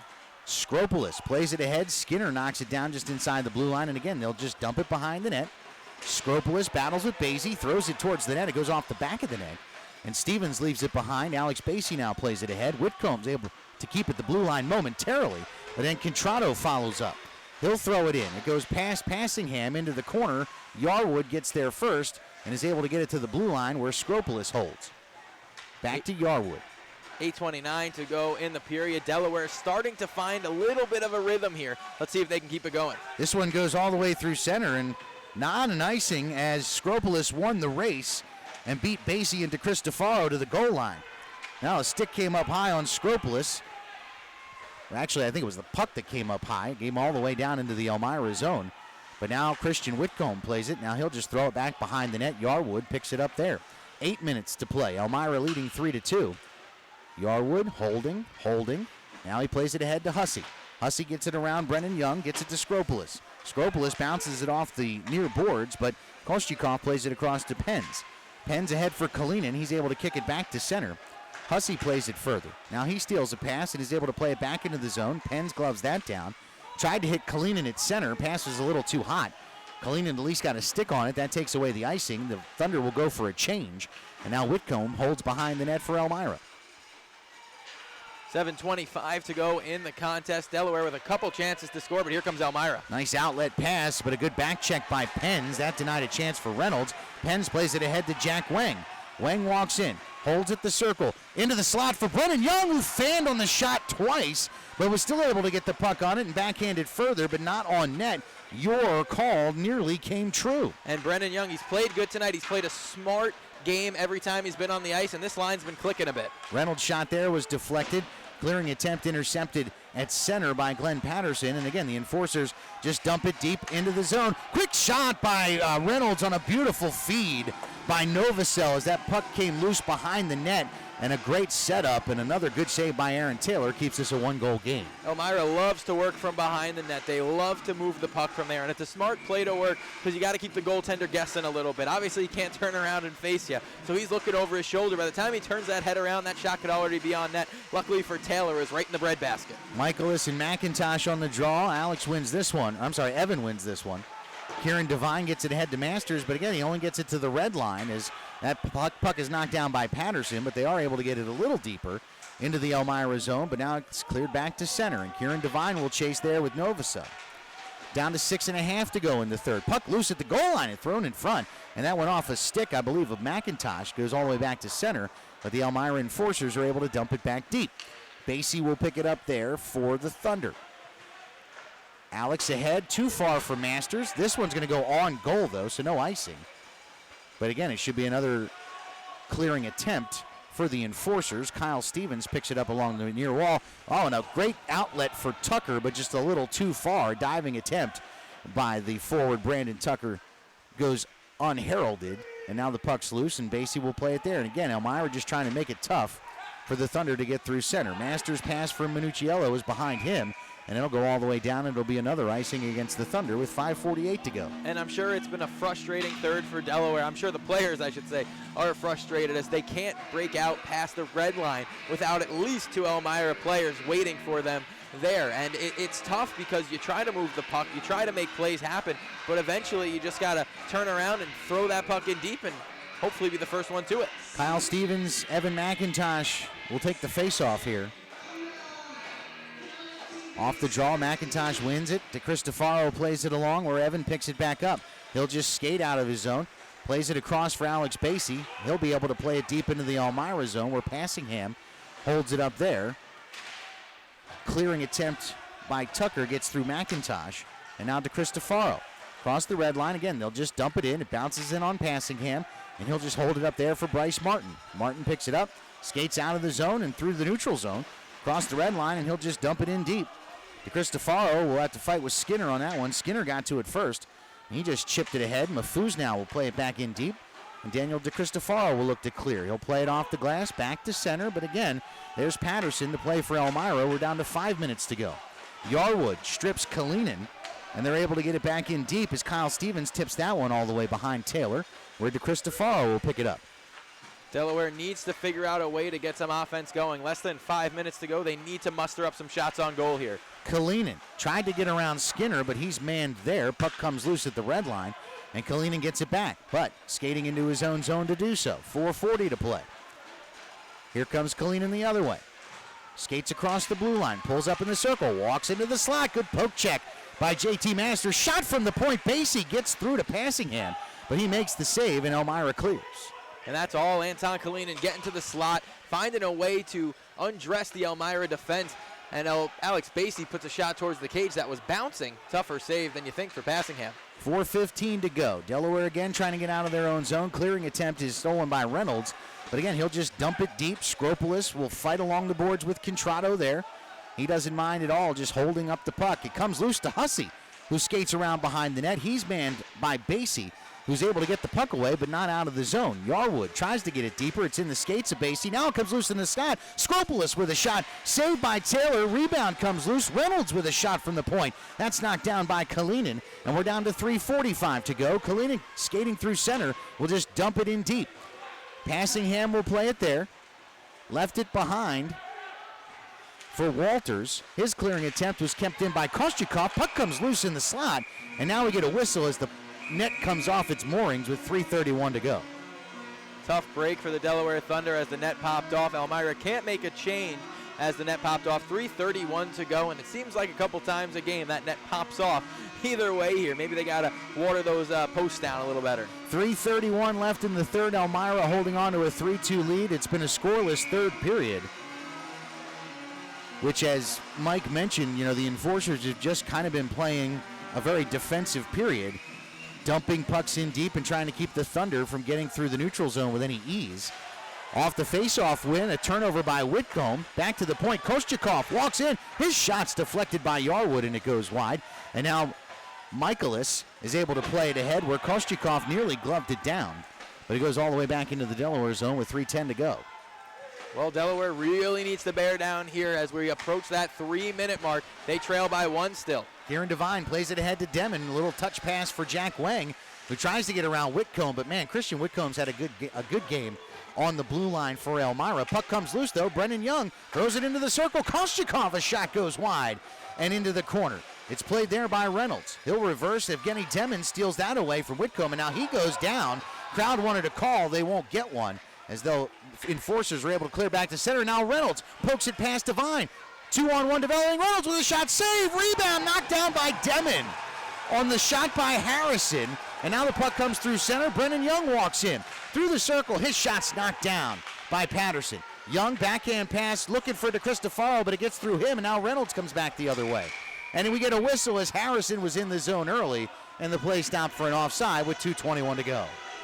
Wow, what a back-and-forth action, and Elmira hasn't seen that this period, but it was a great play by Evgeny Demon to get back and make sure Aaron Taylor didn't have to make another save, as he made a huge glove save to keep this one at 3-2. And I think Ahmed Mahfouz is asking the referee why that wasn't a penalty against Demon. But just looked like a good back check from here. Still 3-2 Elmira, 2:21 to go. Kyle Stevens will take the draw with Brandon Contrado. Gary Schofield and Mike Basile with you here on the Delaware Thunder YouTube channel and at federalhockey.com.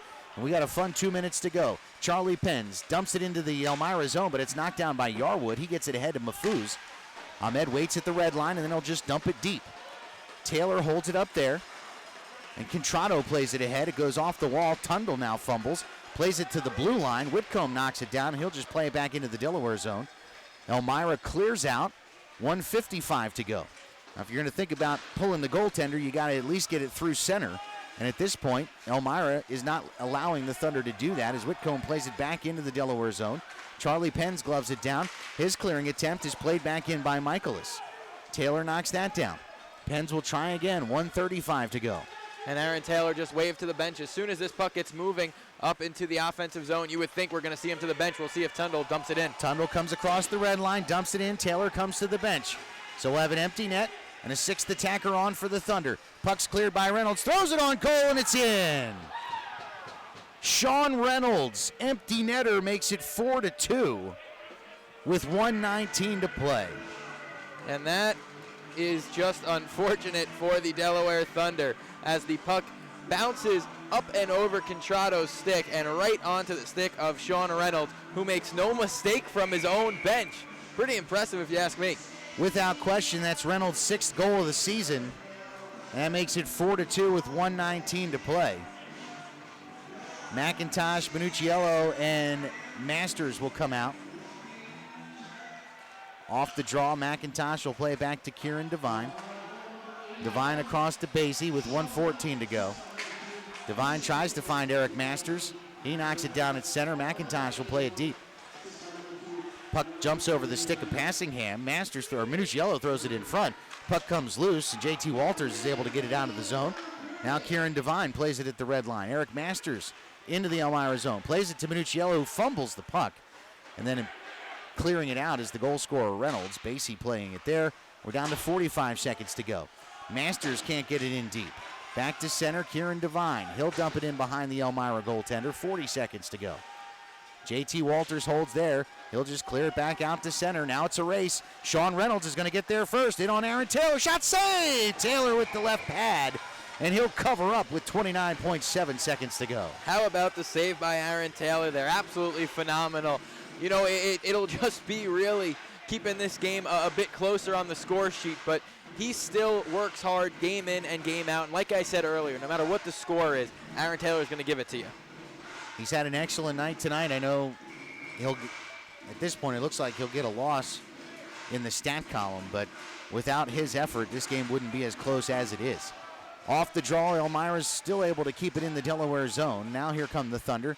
Nucciello playing it ahead to McIntosh. Tundle gets through the falling Yarwood. Patrick Tundle with the shot. That's blocked aside by Passingham. Now he takes the hit back to DeCristofaro. He'll wind and fire. That's blockered aside by Passingham as well. And now we got a bit of an issue where I think McIntosh, his pants are stuck to Yarwood's skate. Now they finally get separated with 9 seconds to go. Someone's going to the box. I think it's Yarwood. Yep. And he doesn't know why. It looked like they just got tied up. With only 10 seconds left, shouldn't be a huge deal. Yeah, it's a boarding call against Yarwood. With 9 seconds to go. He's grimacing a bit. I wonder if he got twisted up a little bit after that hit with McIntosh. Yeah, it did go in awkward, and then afterwards they were stuck together for quite some time. So it'll be a 9.6 second power play for the Delaware Thunder.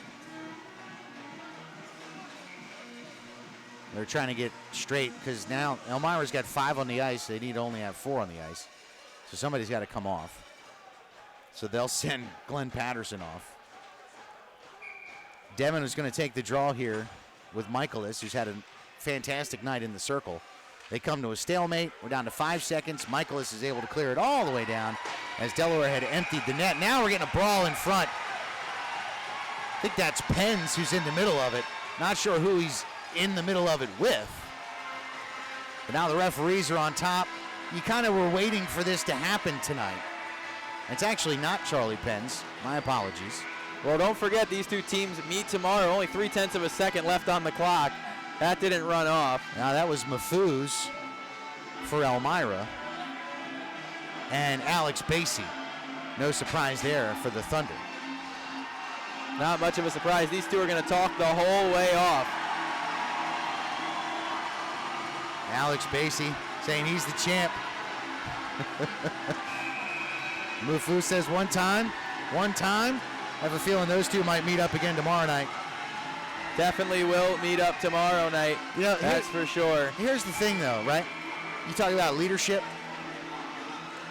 The fact that these guys kept it physical.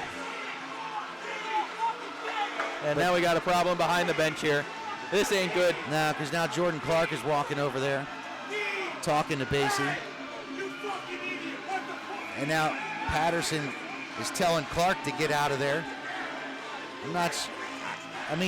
We've seen fights before. I'm not sure why they're so upset with Basie at this point. Even the coach for the Enforcers, Brent Clark, he's given an earful to Charlie Pens and to Alex Basie. And now the clock is turned to zeros. But the real question is, how long is it going to take for the Enforcers to get to the bench? Because now you have some of their players congregating here on the ice. Yarwood had to get out of the penalty box. Now you have Skinner. Sean Reynolds is trying to tell Skinner, like, come on. Now Pence and Skinner are going to chat there at the red line. But Skinner's telling the referee to get lost. And the guys on the ice for Delaware are not going to fight, right? They're not going to fight these guys. Demon, Contrato, Pence. No. They're going to be smart. They know they got a game tomorrow. They're just having a conversation. But I love the linesmen and the ref getting in front and breaking this up. This could have got ugly fast. And Mafu's back out of the locker room here. This is not great at all.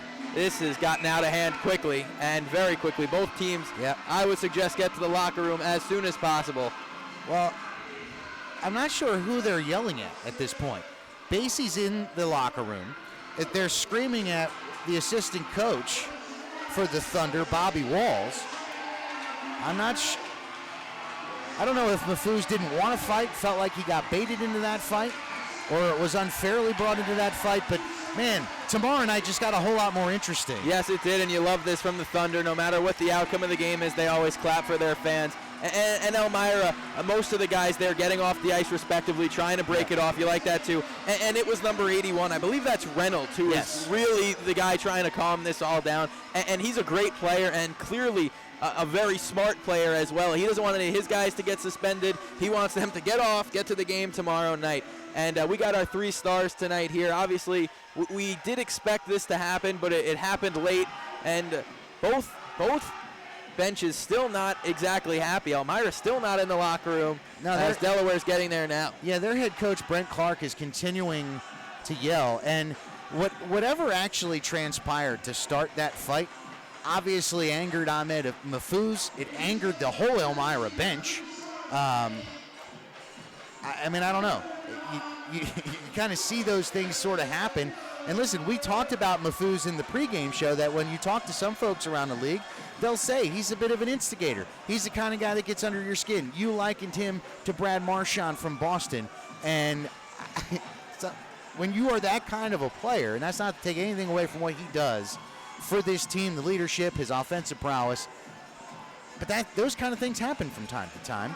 But something obviously set him off. I don't know if it was something that Basie did or said while they were down on the ice, but it was a very angry Ahmed Mafouz and makes for even more storylines as we head into tomorrow night's game, which, of course, we'll be back here tomorrow night, 7 o'clock. Airtime will be on around 6:45 tomorrow right here on the Delaware Thunder YouTube channel. Again, the final score, Elmira 4, the Delaware Thunder 2. On behalf of Mike Basile, my name's Gary Schofield. For all the crew, Sue, Tom Schultz, and all the behind-the-scenes folks that make Delaware Thunder hockey possible, we thank you for tuning in, and we'll see you tomorrow night live right here from Thunderdome. 4-2, Elmira over Delaware.